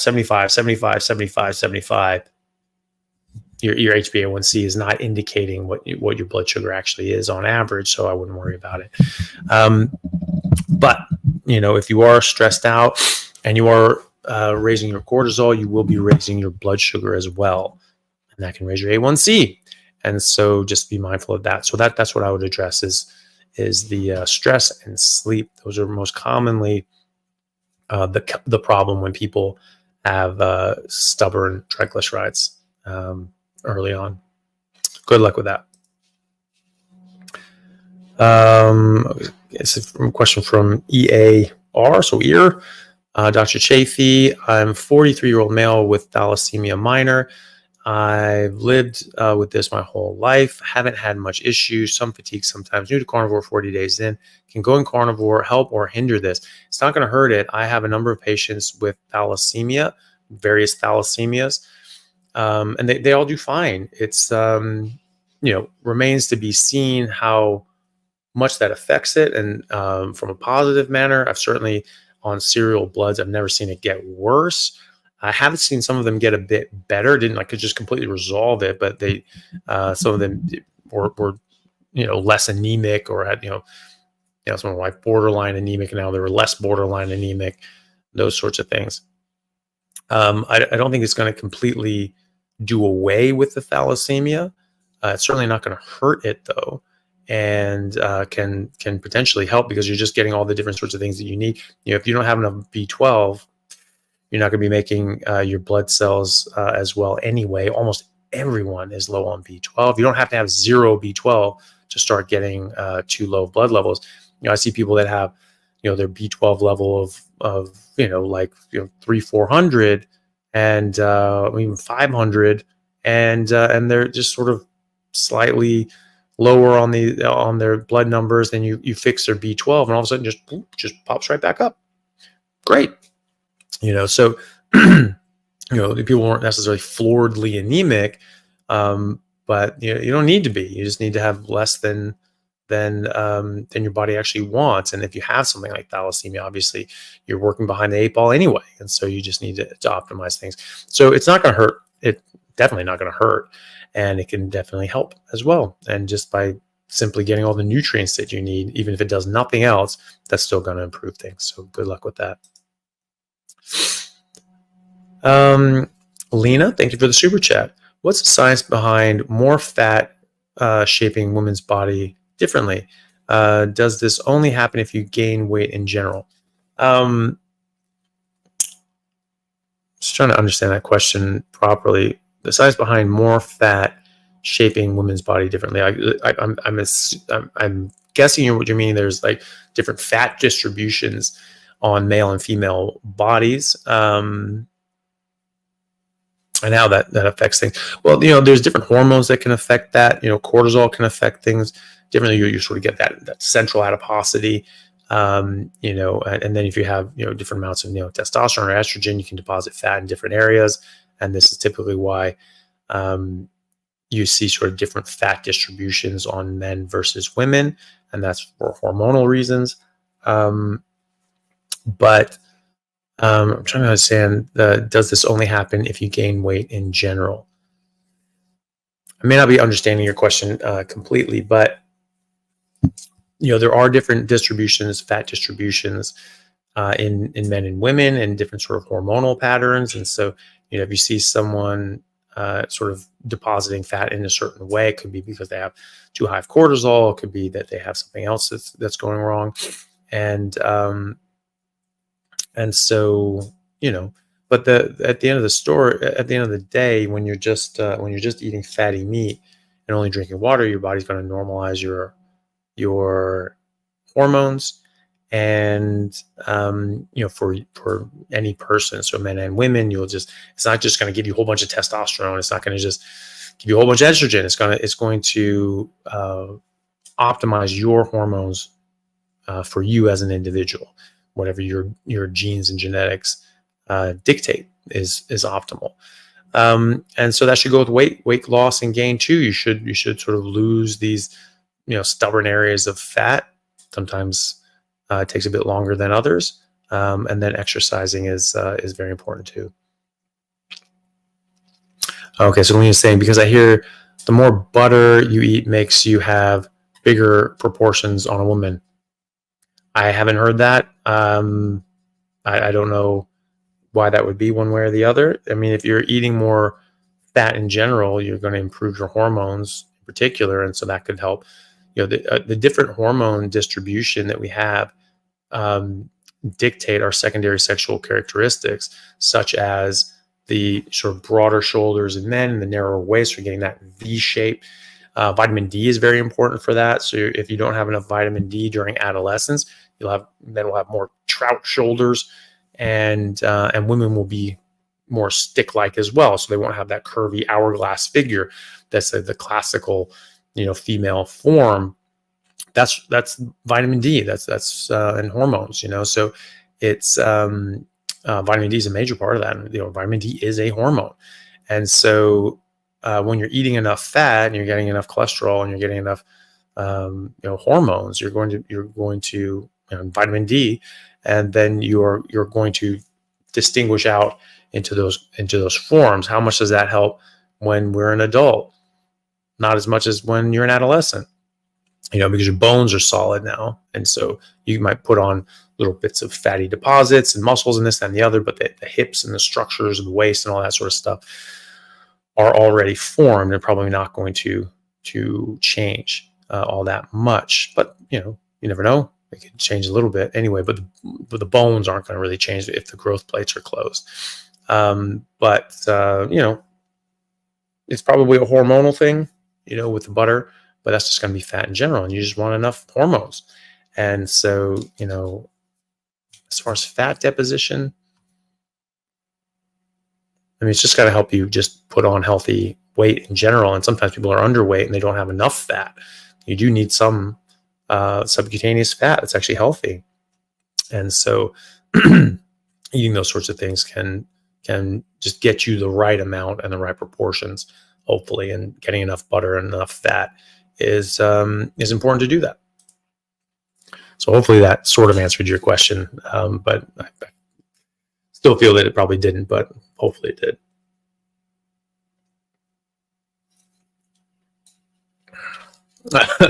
And then Top Show 7 again. Thank you for the super chat donation to get sent by Chaffee, Meat Directorate, Sure M7, MV7, and Mike. Yeah, I'll look into that. But thank you for that. Hugh Thomas, thank you for the super chat. Potassium on Carnivore, how can one get 4,500 milligrams in the RDA? Well, first of all, is the RDA actually something that we need to worry all that much about? Probably not. The RDAs came up at a time when everyone was eating a mixed diet, and so you don't actually know, because you get all these anti-nutrients that bind to minerals and electrolytes, and you have you have excessive insulin resistance. That's going to make you that's going to change the amount of electrolytes that you need to store onto, all these different sorts of things. So you get plenty of potassium. Like, I've never seen anybody have consistently low potassium. I saw one guy who checked his potassium. He was completely fine, had no symptoms, and his potassium was just very slightly lower than the reference range. I just said, "Oh, look, just check it again. It just could be a lab error." Checked it again, right in the middle of the range. So, who knows what that was about? But it went away anyway, and he was asymptomatic. So I don't see people actually getting low potassium, and so I don't think you necessarily need to chase that number. What you need to do is check your own potassium, and if you're low on potassium, get more potassium. The different organs have more nutrient density, and blood products have a lot of potassium electrolytes in them as well. And if for some reason, like when you're first going on a carnivore diet or any sort of ketogenic diet, and your insulin starts going down, you can spill out more electrolytes than you would before, and so your body needs to readjust. So sometimes you get a bit of electrolyte disturbance early on, but that typically normalizes. And but just check, if you're early on in the game and you're sort of spilling out a bit more electrolytes than your body wants, then you might take some potassium salts and things like that, and some of the electrolyte supplements. But typically people don't need to do this long term. I've never taken those things. I know the majority of people don't take those things. Sometimes we'll get the keto flu. Some people think that that's sort of low electrolytes, causing a bit of low blood pressure and feeling a bit gross because of it, and it goes away. I mean, people talk about the keto flu lasts about 2-3 weeks. Okay, so if that is an electrolyte disturbance, it's only lasting 2-3 weeks. And so just check. If you have normal potassium, then however much you're getting is how much you need, because you're right in the right range. So don't worry about it unless you are out of range. Supplement if you have to, especially in those early days when your insulin is adjusting down and your kidneys are compensating for that now reduction in insulin, which it will do, because it had to compensate it for in the other direction. It had to compensate it when your insulin was going up. We weren't born with high insulin. We weren't born with insulin resistance. And so over years and decades, your kidneys were able to adapt and adjust to the excessive amounts of insulin. And that's why it's now overcompensating. So then you let the air out of the tires with the insulin going down, and now you're sort of overcompensating, and your body has to readjust, and it will. And most people, it takes about 2 weeks, 2-3 weeks. And so, yeah. So don't worry about it unless there's something to worry about. Shannon Thomas Trucking, thank you very much for the super chat. It's very generous of you. My friend was told she has non-small cell lung cancer. Very sorry to hear that. They've told her that it is terminal and have her on prednisone, causing massive weight gain even when she doesn't eat. Can fasting and carnivore reverse all this? Well, cancer is an extremely dangerous and deadly and nasty disease. Even doing everything as best that we can, and fasting and doing carnivore and ketogenics and things like that, sometimes it's not enough. And there is a point of no return. But there are a lot of people finding that they are significantly improving their health issues. There have been studies on non-small cell lung cancer and ketogenic diets. I'm nearly 100% sure, just going back to that lecture I gave, I think that was some of the studies I came across were for non-small cell lung cancer. And so it's definitely worth a shot. The prednisone is, it's a double-edged sword, because it's reducing the inflammation and allowing their breathing to be easier. But what it's doing also is causing diabetes and massively increasing her blood sugar. and feeding that cancer and making that cancer much more aggressive. And it's also suppressing the immune system, which fights the cancer. So this is sort of a self-fulfilling prophecy, is that she's on those medications to sort of help her symptomatically, but they're accelerating her demise, unfortunately. So it just depends on how much left she has in her, how much she has in her to fight this. If she comes off the prednisone to get her blood sugar under control, and she can fast and eat carnivore and ketogenically, and potentially address the glutamine action with different sort of medications, the press pulse method that Professor Seyfried has outlined in several of his papers, and another paper that I'm actually a part of that will be coming out shortly, and that I talk about in the my talk on ketogenic metabolic therapy for cancer, and in our interview with Thomas Seyfried. We talk about all this. I think it can definitely help, and I think it can definitely help her feel better and get more out of this, and be healthier for longer. And I can't say that it's going to reverse all this. I can't say that it's going to fix her. I can't say that she's going to be able to put this into remission, but I can tell you that others have, and that they are still fighting this. You just have to sort of assume that this is always going to be going on in your body. You really can't stop. And so, if she tries it, I think it's well worth trying. Nothing else is really going to do much. They've already given up on her and said that she's terminal. And so they're putting on palliative measures and just giving her a whole bunch of prednisone, which is just going to jack up her blood sugar and accelerate this. Cancer cells require 400 times the amount of blood sugar as normal cells. And so, you want to do everything you can to keep that blood sugar levels down, not up, because you do a PET scan, you inject radio-labeled glucose, and you see where that goes, and you see ... Oh, that's where all the cancer cells are sucking up all that glucose. So that's what's happening when her blood sugar is high. It's just feeding those cancers, and they're lighting up. So remember that PET scan. Anytime you have a bagel or a piece of bread or have your prednisone jumps up your blood sugar, you really want to keep that down, because you're just stuffing energy into these cancer cells, which is exactly the opposite of what you want to do. So I'm really sorry for your friend. That's a very difficult place to be in, especially because sometimes, the breathing is so hard that they really can't go off the steroids. And that's really tough. And, it's like for brain cancers, brain tumors, you get a lot of swelling and edema. You have to go on steroids. You have to, because the edema can kill you.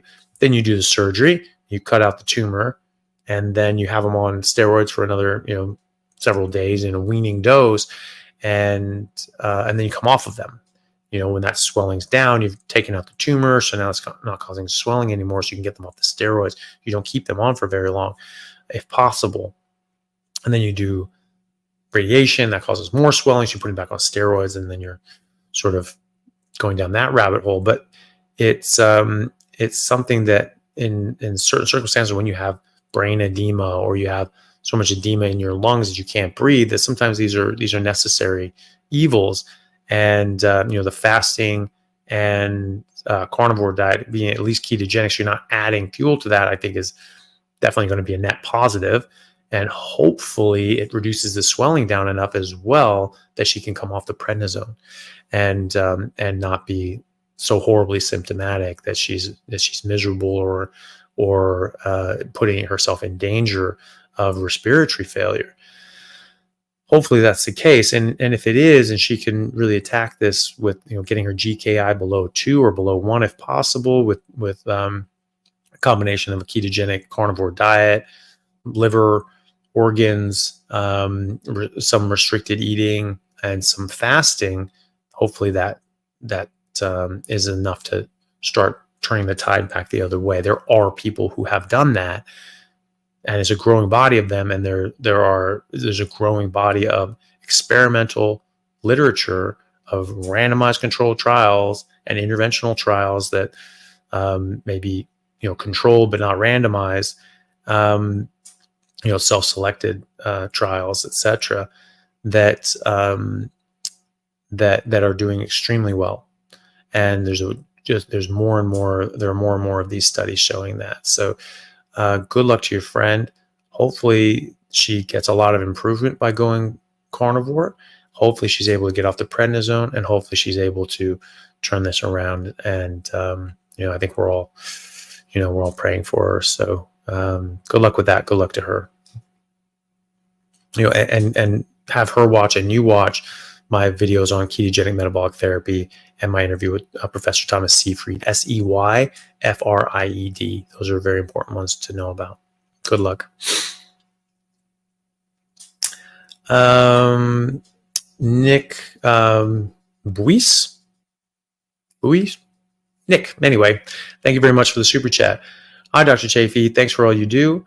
What's your take on iodine supplements on a carnivore, ketovore? I hear seaweed and yerba mate are good sources.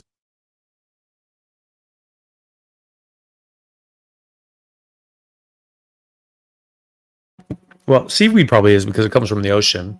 I have no idea about yerba mate, but fish, just seafood in general, has a ton of iodine. And depending on where your livestock roams and grazes, have plenty of iodine in the soil there too. They need iodine too. They have thyroids as well, so they need to get this stuff in them also. So it's likely that you don't need it. I think with any supplementation, you only supplement if you aren't getting enough from your diet. Be it that you're eating grain finished, factory farmed meat that isn't as nutritious as it could be, or you have a particularly high demand for some of these things. Or your animals that you're eating just come from a place that have low minerals in that area, in the soil, for whatever reason. You just check. So you just check your iodine levels. If you have good iodine levels, well, you don't need to supplement. If you are low, then sure, be more conscious of that. Add in seafood. Just add in fish a couple times a week. Add in some oysters, things like that, some shrimp. Those sorts of tons of iodine in shrimp. And so, just big buttery shrimp, just a big tub of butter and put a whole bunch of, fried shrimp in there. Great. Or you pan fry them, you can boil them, whatever, however you like to cook shrimp. Just put in a lot of butter and you'll get plenty of good nutrients and iodine. You get tons of iodine in that. You can also just take the Lugol's drops if you want to do any of that. I wouldn't do the seaweed or the yerba mate because I don't do plants. But you could do that, but you're going to get the bad with the good. You're going to get all the other plant toxins that go along with the seaweed and the yerba mate, along with the iodine. And there are plenty of other sources of iodine, just such as any other seafood. Any other animal that lives in the ocean will have a ton of iodine in it because there's a ton of iodine in the ocean. So that'll be fine if you just do it that way. Julie Halabi, thank you very much for the super chat. Hi, should I cut out heavy cream? Will it make me gain weight? Thank you. Yeah, dairy in general is a classic weight loss stall and can make you gain weight. There's some people that add dairy back in and they start seeing their weight sort of go up or hit a weight loss stall. So yeah, I mean, if you're concerned about weight gain and you want to continue weight loss, then I would cut out all dairy, including heavy cream. There are different chemicals and compounds in dairy that just encourage baby mammals to eat more, and so that deranges your hunger signals. So you end up eating more than you need to, and so you can overeat. Especially when you're deranging your hunger signals. If you're just eating fatty meat, you don't derange your hunger signals, and you can actually listen to them. But you add in dairy, you add in heavy cream, that can throw that off, and so you can't really listen as well to your hunger signals as you would be able to before. So yeah, it could. It depends on how much heavy cream you're using. If you're just using a little bit in a recipe or putting it in some eggs or something like that, it's probably not that big of a deal. But if you're responding negatively to it, especially if you have autoimmune issues or inflammation issues, probably good to avoid that. And then yeah, and if you're sort of hitting a weight loss stall, or maybe putting on a bit of weight, cutting out the cream and dairy is definitely a good good thing to first step anyway, to try to see what difference that makes, definitely. So yeah, give it a try, see how you go. And I rarely have any dairy. It might be a bit of cheese melted onto meat, or mixed in with some, melted in with some scrambled eggs or something like that. But it's so rare that I do that anyway. So I would just, I would try to cut that out and just see how you go with just fatty meat and water. You'll always do best on just fatty meat and water. Butter, usually people do fine with butter, but you can even try that without, and try adding it back in and see how you go as well, just to see how you do. And good luck with that. Grace Vanderbergen, thank you very much for the super chat. Our 40-year-old friend died this week. Oh God, I'm very sorry. Obesity, diabetes, etc. Could end-stage diabetes affect behavior and personality? What can people look out for? And can it be reversed at the later stages? It can definitely be reversed at the later stages. I mean, there's such a thing as damage done. And so, if you've done serious damage to yourself, can you undo all of that damage? Maybe, maybe not. Depends.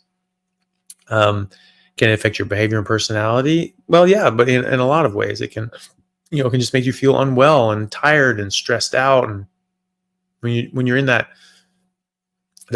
sort of scenario, when your just life is pain, that changes your outlook, and it changes how you respond to other people as well.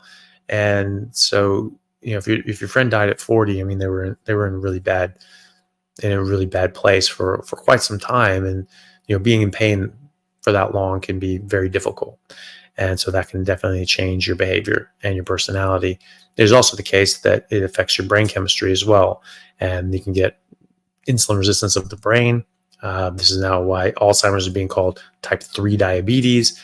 And so if you're not getting enough energy to your brain's not functioning the way it should be, you're not getting enough cholesterol and fats, your brain is atrophying and not being able to rebuild and repair itself properly, then yeah, that can change these, your behavior as well, and your memory and cognition and all that sort of stuff.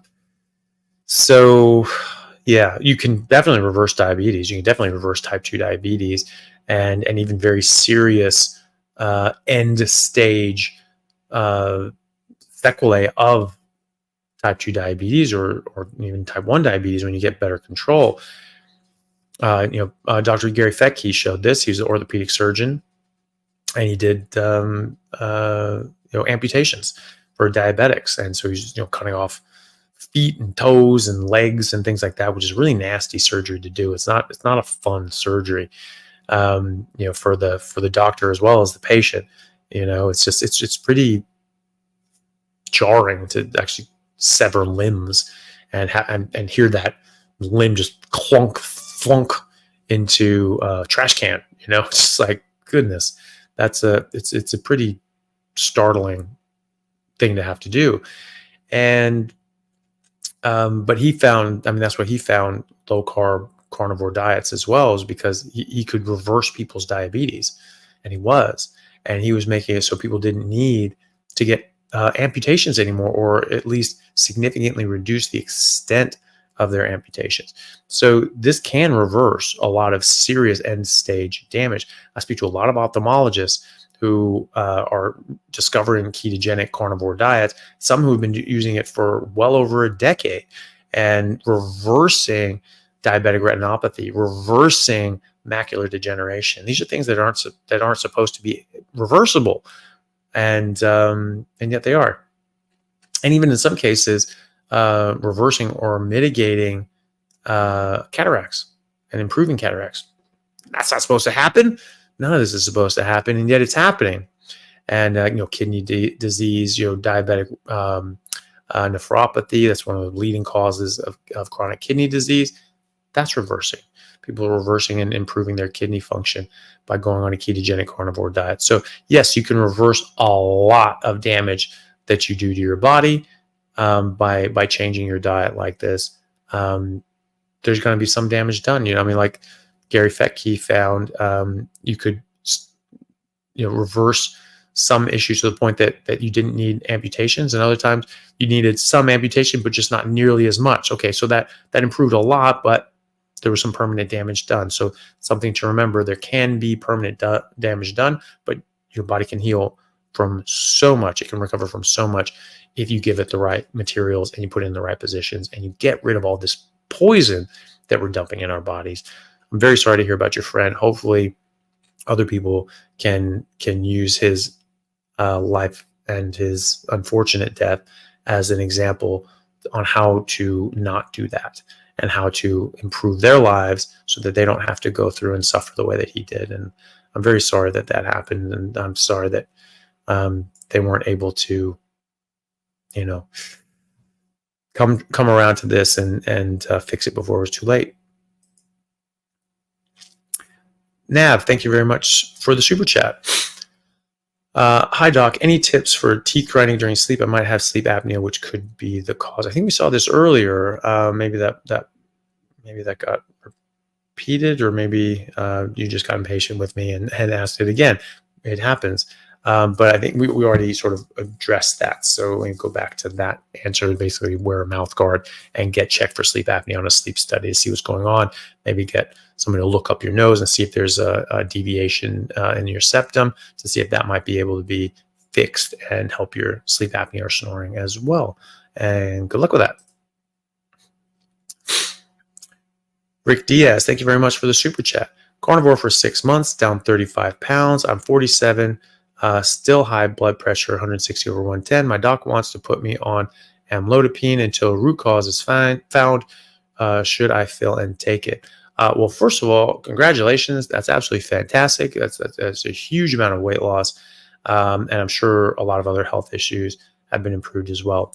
I would absolutely agree with your doctor on this, that, and it is important, to take, the advice of your doctor way more seriously than you do internet doctors, right? Because I don't know your full history. I haven't done physical exams. We haven't spent hours and hours talking to each other over years to know, your specific details. I can only speak in generalities, and I can only speak about, what the data shows on the aggregate and what my experience has shown in my individual patients and what we've seen, and talk about different mechanisms. But, at the end of the day, getting personalized healthcare is really important. But I would definitely agree with this. High blood pressure is a major killer, and it's a major cause of heart disease, heart attacks, strokes. And so you do want to control that. And even when people go on a carnivore diet and they improve their diabetes and improve their blood pressure, you can't just hop off medications. You can only do that in as appropriate. When your body, when it's time, when your blood sugar is down, now it's going too low. Okay, adjust that up, keep that in that right range with a combination of diet and medications. Same with blood pressure. If your blood pressure isn't being controlled, then blood pressure medication can be very helpful in keeping that down. So a couple things to check. First of all, there are causes of blood pressure issues that can be reversible. You're talking about these secondary hypertension. So there's something that's causing it, like renal artery stenosis, pheochromocytoma. There's different sorts of things that can be there that your doctor can check for and should check for. It's very important to check for these things. You don't just say, probably just high blood pressure is high blood pressure, whatever. No, there's some things that you can find that actually are reversible, and your high blood pressure is being caused by something. Obviously it's all being caused by something, but there's some of these things we know the causes of, and otherwise we have no idea. So you need to investigate that. So work with your doctor to investigate those things and reverse whatever's able to be reversible. But then the other things to think about is high homocysteine can irritate the arteries, cause constriction, increasing your B12 and folate. That will reduce your homocysteine. In fact, high homocysteine is a better indicator of low or inadequate B12 or B12 deficiency than even serum levels of B12. So check your B12. You want it to be on the high end of normal or even above the range for most reference ranges. In America, you want to be between 1100 and 1600. The rest of the world, you want when it's, so America, it's picograms, so PG per ml, PG/ml. You want to be between 1100 and 1600. The rest of the world, or most of the rest of the world, uses picomoles per liter, so PMOL/L,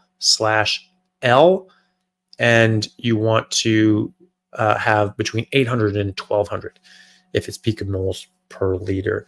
And so that's what you aim for. And if you do that and you check your homocysteine, that comes down, that can sometimes get your blood pressure down. Also, insulin resistance. It may just be that you're still dealing with a bit of insulin resistance. Test your fasting insulin first thing in the morning. If that's above 10, that can also be a reason why your blood pressure is a little high. And if that comes down, eventually that comes down, that can help normalize your blood pressure as well. And the other one to not forget is, while I don't have a problem with salt in general, I do have a problem with it in particular cases, because about 20% of people are salt sensitive and can actually get pretty labile blood pressure because they use salt. And so I don't use salt at all anymore, just because of taste. It doesn't taste as good to me anymore. But it doesn't bother my blood pressure. And other people it does. And so you just need to be mindful of that, and maybe try cutting out salt as well as checking your insulin, checking your homocysteine, checking your B12. Just cut out the salt, see what happens. Check your blood pressure daily, same time, same conditions, sitting down with feet flat on the floor. Don't cross your legs. And deep breaths, calm and relaxed. Chill out for about 5 minutes, and then check your blood pressure. There's also something called white coat syndrome, where you're just anticipating getting your blood pressure, so your blood pressure goes up, and you're like, oh my God, I don't want high blood pressure. It's going to be high every time. Every time you're worried about your blood pressure being high, it's going to be high. So just chill out, relax, deep thoughts, zen out, or deep breaths, zen out, and just chill, and then get your blood pressure taken. And that in itself can help, and is more indicative of what your blood pressure is like throughout the day when you're not stressing out about what the hell your blood pressure is. So give all those things a try, and investigate what's going on with your doctor. And if all else fails, I would take medication. If I had high blood pressure, I would take medication for it. And I would recommend that to my patients as well, because high blood pressure is a major killer. And it's a major risk factor for a lot of major killers as well. So while 160 isn't a crisis, we get over 180, and that is considered a hypertensive emergency that you should go to the emergency room for. If it's a true number, you're not just freaking out because you're worried about something like your blood pressure. But if that's a real number, then you need to go get that sorted out, and quickly. And so I would treat that. I would definitely treat that. And in myself or in my patients, I would make sure that they get on a better blood pressure regimen, and then go through all those things that we talked about to try to get to the bottom of it. And hopefully you can come off the medications. But if you can't, that's what medications are for. That's like the only thing medications are for, is for when you do all the diet and lifestyle and sort of interventions, and there's still something a bit screwy. That's what medicine are for. That's what medicines are for. We're just using these as a crutch. Like, oh, something happens. Like, hey, you fix my bad habits. I'm going to eat and drink and do whatever and just trash my body. You give me a pill to fix it. Well, there are no pills that fix that crap. You can patch it up. You can cover up some symptoms, but you're not going to fix that. So you fix that first with your diet and lifestyle. And then if there's something left over, that's what medications are for. And so, you're doing it the exact right way. You're doing all the right things. Blood pressure is a little high. Great, fine. Take some blood pressure medication as your doctor recommends, and then investigate, why it is up, and see if there's something you can reverse. And hopefully it is. And hopefully you can come off the meds. But until then, probably a good idea. The feral grandma. Thank you very much for the super chat. That's great. Sending some love from Texas. Well, sending some love right back. Thank you very much for that. Big Gelato. Thank you very much for the super chat. WebMD says meat causes kidney stones. That's funny. I wonder what they're basing that on. It's probably some sort of epidemiological nonsense. If you look at the actual physiology, gallstone or kidney stones are typically calcium oxalate stones. So 75% of kidney stones are calcium oxalate stones, and oxalates don't come from meat. So don't know why WebMD is saying something like that. That's a bit funny. Stink ass cat, good to see you, buddy. Thank you very much for the generous super chat. Carnivore karate kicks at a ribeye roast moon to you, to you, Dr. Chaffee, and all the wonderful mods and people on your channel. Well, thank you very much. It's great to see you. It's and appreciate the support. It's very kind of you. Okay, we still got a few more here. Okay. And great. So Annabelle, the happy carnivore, thank you very much for the super chat. Hi, doctor. I found out my dietitian thinks I'm still anorexic because I eat carnivore. I now eat tomahawk steaks. No one with anorexia eats tomahawk steaks. Yeah, I would hazard to say that you're correct. Well, you just the proof of the pudding's in the eating. If you're eating tomahawks, you're eating fatty meat till it stops tasting good, and you're putting on healthy weight, and you're healthy, then then that proves them wrong, doesn't it? Maybe they're freaking out because maybe sometimes people with anorexia, they're like, no, you just have to eat anything. You just have to. Food is all good. It's all good. There's no such thing as bad food. Well, of course there is bad food, and so I think that's a fundamental lapse in the teaching that is done in eating disorder psychology. And I have a suspicion that these are probably funded by the processed food industry. Is no food is bad food. Well, no food is bad food, but not everything you put in your mouth is food. So and some things you put in your mouth are bad, and so I would suspect that they've got their hooks in there. They have their hooks in everything, but that's probably where that comes from. But if you got put on just eating junk, just eat anything, it's okay. It's okay that you put on weight. It's okay that you put on fat. Well, to a certain extent, yes, but getting unhealthy in the other direction isn't ideal either.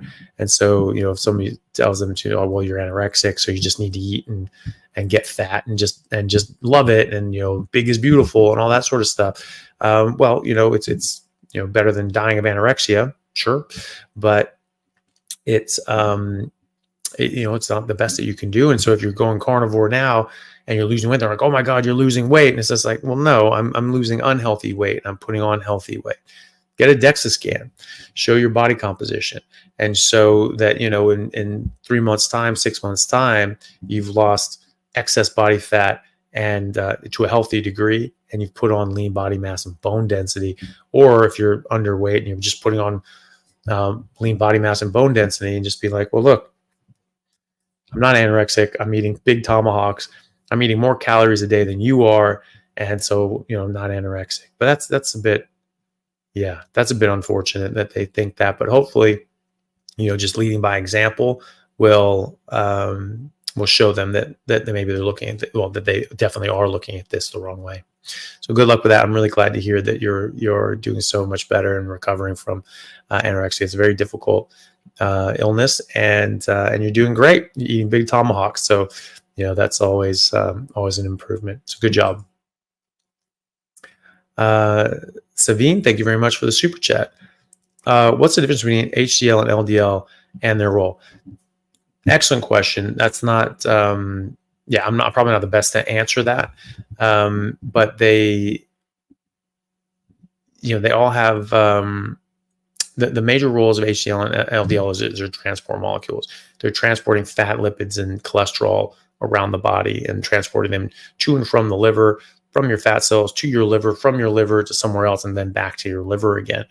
And so, and there's a whole very complex biochemical pathway and flow chart that you can sort of look at, and you look at biochemistry books and physiology books. You can sort of see that. You start with like VLDL, it turns to LDL and IDL and all these ILDL and all these other sorts of things, and there's different sorts of when they're picking up and dropping off different amounts of fat, triglycerides, and lipids and cholesterol and things like that.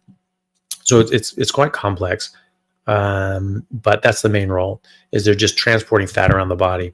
And so why would it be that when we just stop eating? So they say, well, when you eat fatty meat, you eat more saturated fat, your LDL goes up because there's more fat in your body. Well, yes and no, because when you just fast and you just don't eat at all for 5 days, LDL will go up, HDL will go up, triglycerides will go down. That's the exact same pattern that we see when people just eat meat. And so, well, why is that? Well, it's a metabolic state change. You're running on fat, your body needs to move more fat.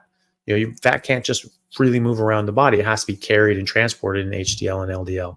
And so now you're running on your fat, so you need to move the fat from your fat to your liver to then turn that into glucose and ketones and glycogen. And then, you're moving more fat around the body. Pretty simple. And it actually does a lot of other things as well. Actually has a part to play in the innate immunity. So people that have lower LDL actually have worse outcomes with infectious disease and die more from infectious disease than people with higher LDL. They die more from cancer than people with high LDL. So this has a big role in your body. It's not just moving lipids around your body. It's actually involved in a lot of other processes. And where is it moving those lipids to? Maybe they're moving it to some damaged site or some infection site and helping the body fight these infections and cancers off. So that certainly seems to be what is going on. So it's a very good question, but it's one that you sort of need a whole chapter in a biochemistry book to answer. So check that out. You can go and check out those different things, those different processes and pathways and what they do. But that's the main thing that they do, is they move fat and cholesterol around your body, and that's important to do because we need fat and cholesterol all over our body and our brain. And so yeah, your brain makes cholesterol. If your brain doesn't have proper cholesterol, there are tons of studies showing that if you disrupt the normal cholesterol metabolism of the brain, you get serious neurodegenerative diseases and even neurodevelopmental issues and diseases as well. And now we're doing everything we can to disrupt and screw up our normal cholesterol metabolism of our brain by giving ourselves medications that cross the blood-brain barrier and stop our brain from making cholesterol, which is what our brain is made out of. So that's frustrating, especially when they're talking about giving this stuff to kids. You're like, oh my God, their cholesterol is high. What? Breast milk has the highest concentration of saturated fat and cholesterol of any food in nature. Good. I hope they have high cholesterol, because it's not high cholesterol. That's a value judgment that somebody put on, and they're wrong. Cholesterol does not cause heart disease. It never has. It never will. It's never been proven to cause it. It has been disproven to cause it. But people say, well, that's only showing that those particular fats were worse than saturated fat. Well, show me one fat that is better than saturated fat. Show me one example of any experimental data showing that saturated fat and cholesterol cause heart disease. There isn't a single one in the entire body of literature anywhere on earth, anywhere in history. So why are you saying that it's causative when you have no reason to say it's causative? It's pretty frustrating, but those are the facts, and that's just as long as we understand the facts, we can at least use those facts to help our lives and not be sucked into these megalomaniacs who just want control and money. So a bit of a tangent. Sorry about that, but yeah, hopefully that was helpful. Annabella, the Happy Carnivore, thank you again for another super chat. I need surgery for skin cancer. Can I get some sunlight? I have fair English skin. Thank you for everything you do. You're amazing. Well, thank you. That's very sweet of you. Yeah, well, I mean, certainly get the surgery. Sunlight is still good for you, as this is again a correlation. It's not causation, but as hours of sunlight have decreased in America over the past century, skin cancer rates have gone up. It's reciprocal. It's an X. It's an X-shaped graph, right? And so that's not to say that skin damage can't contribute. It is pretty clear evidence that it's not one-to-one, that the sun is the only thing causing skin cancer. Well, you get cancer in other parts of your body as well. Is that from the sun too, or is that from what? Because you're getting disruptions and damage to the cellular mechanisms and processes in your tissues, and that can then precipitate itself as cancers.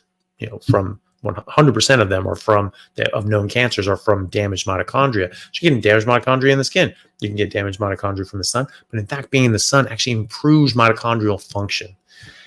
That's not something they tell you. And so, avoiding the sun, you typically avoid it. If you have fair English skin, you've probably been avoiding sun your whole life, and yet you get skin cancer. Oh, that damn sun just trying to kill us all. No, it could be that avoiding the sun was more detrimental than being in the sun, because being in the sun, you can actually improve your mitochondrial function, whereas being out of the sun, you're not getting that benefit, but all these other sorts of things can damage your mitochondria as well. So I'm fully on board with people going in the sun. If you have skin cancer, get it taken off. But sun is very healthy as long as you're not burning yourself, and you're going to burn much less easily on a carnivore diet. So, be cautious, be careful, but you can get red. That's not a burn. A burn is when the skin dies and it peels off and you get the flaking peel. That's a burn. Redness is just redness. That's just blood going to the surface of the skin. That's all that is. And so that's not a burn. That's not necessarily permanent damage. It can indicate permanent damage, but it's not necessarily permanent damage. I can get red, but that will turn into a tan. It will not do a full body peel like it used to when I was just eating a very clean omnivorous diet. And so just don't get so much sun that you're doing that you're peeling. Put tallow moisturizer on your skin, keep it moist and healthy. And I think sun's a very good idea. It helps your nitric oxide, vitamin D. Vitamin D is really important for cancer. You really want your vitamin D up around 220 when you're treating cancer. And how do you get that? You get in the sun, and you get it from eating fatty meat and grass-fed butter, those sorts of things. So you're getting very good nutrients from that. You're also improving the mitochondrial function and health. And when your mitochondria work better, you don't get cancer. This is something that Otto Warburg theorized, really showed, and from the physiological standpoint, that if you have healthy mitochondria, you cannot get cancer. And that's something that's been proven subsequently by replacing out the mitochondria in cancer cells, and it suppresses the cancer cells, stops them from being cancer if there's healthy mitochondria in there. So that's what's going on. So you're in the sun, you're improving your mitochondrial health, you're actually less likely to get cancer, as long as you're not burning yourself and making things counterproductive. So good luck with that. Hope the surgeries go well, and you'll keep up the good work. You're doing great. And we're sort of coming down on the last sort of few questions. This is one from Andy Hall. Thank you very much, Andy, for the very generous super chat. It's very kind of you. In your experience, how long does it take for Crohn's to go into complete remission on carnivore? I'm a 52-year-old male, carnivore for 3 months. Doctor started me on, Skyrizi? Oh, that's a cool name. Probably a horrible drug, but a cool name. It's marketing. That's all that matters. But I'm worried about taking biologics long term. Yeah, well, that's the whole idea, is that they can have long lasting issues and effects. But when you're dealing with something like Crohn's, very debilitating, very ill, makes you very ill, and can be very dangerous. And it's the lesser of two evils in that circumstance, but in this circumstance, not so much. So you have to be really strict with any autoimmune issue, and you'll notice this on Crohn's. If you go off your biologics, you go off prednisone, things like that, and you have something, you really need to be like red meat and water. So like beef, lamb, and water, high fat, very high fat. And when you do that, you'll find that Crohn's gets into remission very quickly. When people do a strict lion diet, I have yet to see it take longer than 3 months. And typically people do a biopsy of their colon, like a colonoscopy, and take a biopsy. There's like no inflammation on biopsy as well. There can be other things. If you're really stressed out, you're getting poor sleep, you're having other sorts of things, other negative inputs in your environment, that can make things worse. If you're still having a bit of issues with just beef and lamb, go for grass-fed and finished beef and lamb. That's going to be the best of the best. That's always your baseline. That's always the best you can do. And then, you adjust from there if you feel that you can. Usually grass-fed butter is okay, but I would probably avoid it until you're sort of putting this into remission and you're off the biologics and you can see how that affects you, because you might find, and you probably will find, that you have this in remission and everything's fine, and then you have a pork chop, and then all of a sudden you have a bit of a flare up, and you're like, okay, get the hell away from that. Or some eggs, and you have a flare up, like, oh, okay, screw that. And so you really need to be really strict red meat and water. And usually people with Crohn's do better because if you just eat a pork chop or a salad and all of a sudden you have bloody diarrhea for the next 3 days, like you're just never doing that again. You're like, yeah, screw that. I'm never doing that again. That was horrible. And so it's very easy to see. Whereas with things like Hashimoto's, you don't necessarily see it right away. It increases antibodies that damage your thyroid, start reducing the thyroid function, and then in the coming days and weeks you start having less energy and feeling a bit more lethargic and tired, and you're like, that's weird, why am I not feeling so good? Well, it was from that stupid salad that you had a week ago, or maybe added back in because you didn't think it was that big of a deal, and so you've been having it every now and then.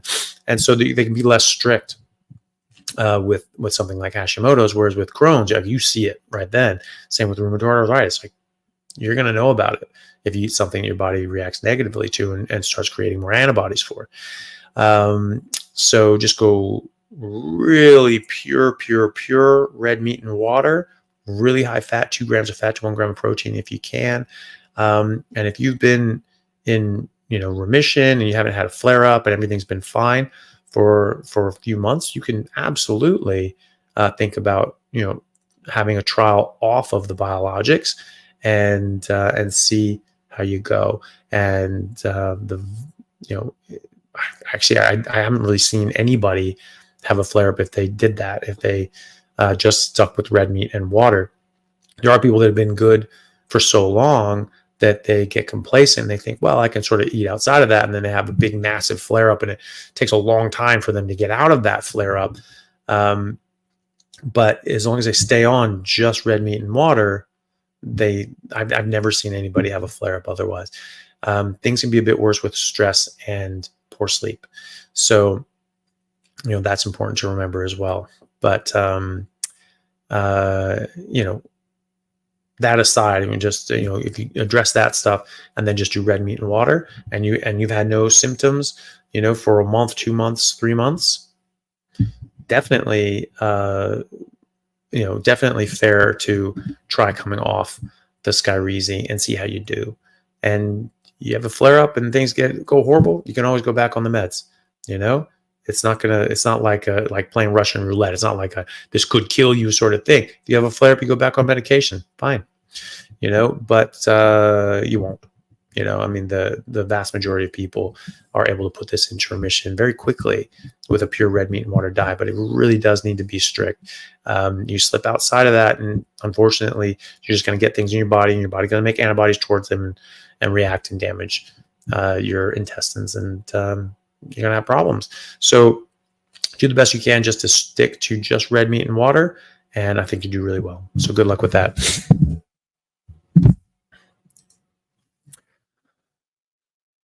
So Annabella, the happy carnivore, sent a super sticker. Very kind of you. I appreciate that. Then Bo and Nikki Tessier. I'm gonna guess that's how that's pronounced. Been on PD dialysis. That's peritoneal dialysis for 3 years. Any worries starting carnivore tomorrow? No, not at all. The thing is like if you're already on dialysis, I mean, even if it were true that meat and higher protein damage the kidneys, which it is not, you're already on dialysis. You're not going to get more on dialysis, right? Like it's not, if your kidneys don't work, they're not going to, like get any worse, right? You're already there, right? Is it going to reverse it? And can you get off dialysis? There have been a handful of isolated anecdotal cases that I've seen of people coming off dialysis, 3 that I've seen. And there's one who is on peritoneal dialysis, who's been on here and been in some of my groups.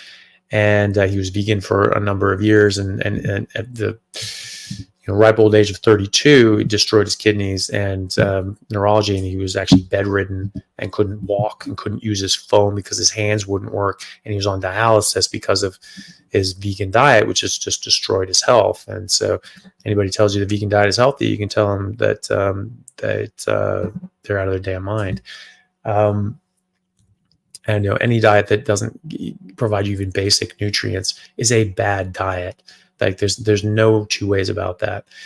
But you can supplement. No. You shouldn't have to supplement. If your diet cannot provide basic nutrients, it is a bad diet. Full stop. So he actually is improving. He's walking again. He's working out. He's exercising. He's lifting weights, and he's back having a normal life again. He's still on dialysis, but he's still able to make urine. He's making more urine. So he's actually on the transplant list to get new kidneys, but he is giving it a year and seeing if he can, seeing what he can do in that. And it has been improving. Will improve all the way that he doesn't need the transplant. We don't know, but it's certainly not hurting him anyway, and it's getting better. And I did an interview with Professor Thomas Wimes, who is a professor and research scientist, professor of biology and research scientist, specifically in kidneys and kidney disease and chronic kidney disease and polycystic kidney disease, and at University of California, Santa Barbara. And I just did an interview with him that you should definitely check out. And he's finding that people are significantly improving their kidney function by going on ketogenic diets, high-fat, meat-based ketogenic diets like a carnivore diet. And so he's a big fan of the carnivore diet as well, specifically for kidney disease and chronic kidney disease and damage. So it's very, very interesting and great to see more and more data and hard research coming out showing that this is an improvement. And so no, there's no worries on that. Make sure you're drinking water appropriately, eating appropriately, all these other sorts of things, and hopefully, I mean, you'll do better in 1,000 other ways, but it's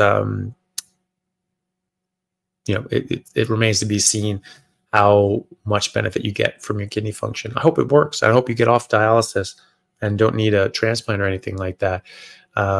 Just depends on how much damage is done. It depends on what was causing it in the first place. If it was from polycystic kidney disease, that absolutely has been shown to be extremely helpful. In fact, they show that it actually reversed a lot of the polycystic kidney disease, and they tried to get another grant from the NIH or whoever, and the study design was amazing, got the highest rating. Like all the people, the peer review sort of things that looked at it said, yeah, this is a great study. This is fantastic. You should definitely approve funding for this. And it went up to the higher ones that ended up denying it because they said, these results are too good to be true. No one's ever gotten results like that, so they can't be true. It's like what? It's too good. Therefore, we're not going to do it.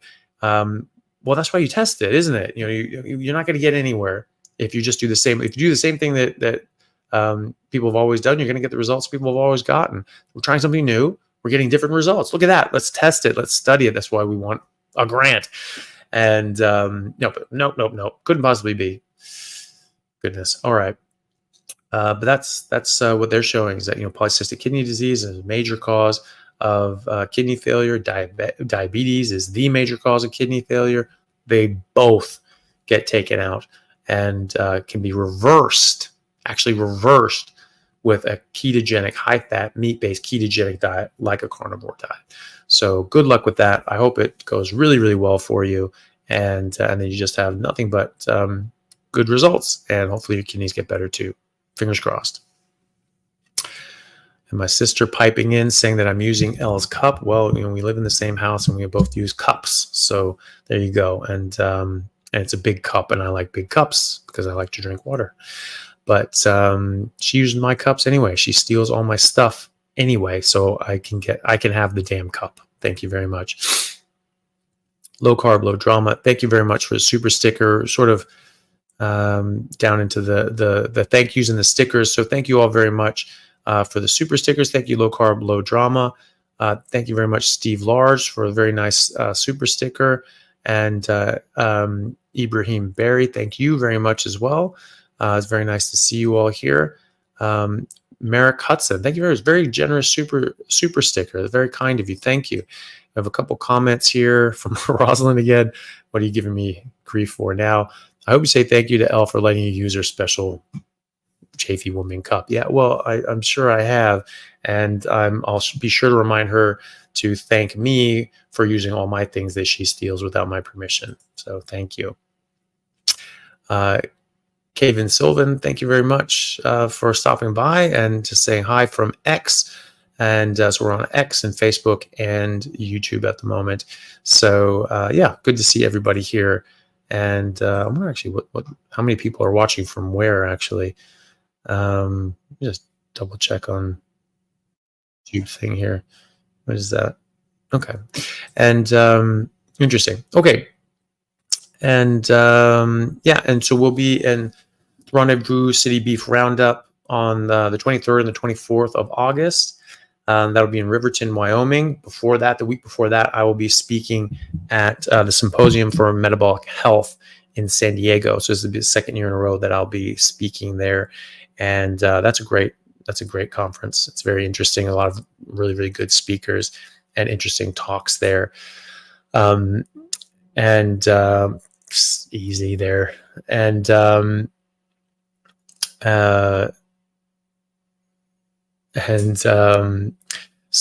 a lot of great talks there too. So, please do come down if you're in San Diego and you want to see some of those talks, or do like a meet and greet. I think about doing like a, some sort of meet up and, go to like a steakhouse or something like that, or one of those Brazilian places, and see if people are around in San Diego. We might set that up.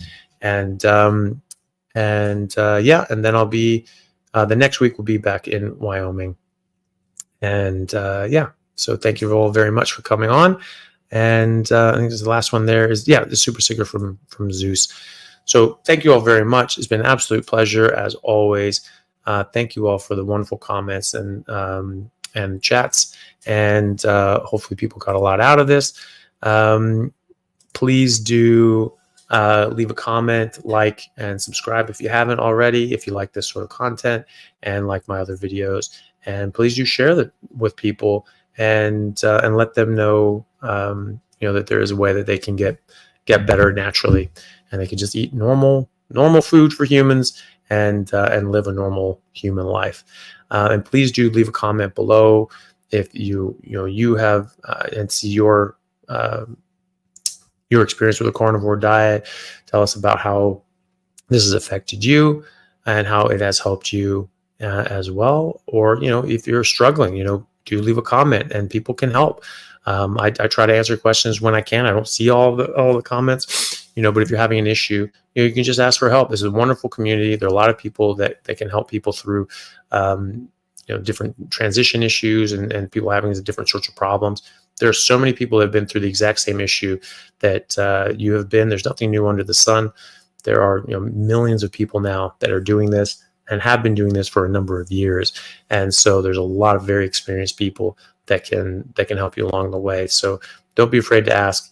And if you're having some troubles, and if people that are having that have improved a lot of issues, please do leave a comment and talk about the issues that you've improved, because somebody else out there is going through exactly what you were going through, and will be helped by that, and see that and go like, okay, maybe I'll give this a try. And so you'll help a lot of people with that. Your sphere of influence is what's doing this. Your personal sphere of influence, you sharing this, you talking about this, you saying, hey, this is what's helped me, this is what has reversed in my life. People see that, your family sees that, your friends see that, people online see that, and so people see your comments and they think like, oh, you know what, that's something that I'm going through, that's helped them, maybe it can help me too. And that's how this grows. And it's not going to come from top down. We're not there yet, so it has to come from the bottom up. And so that's what's going to grow this, is everyone here sharing their experiences. And so please do. And thank you all for joining, and we'll see you next time.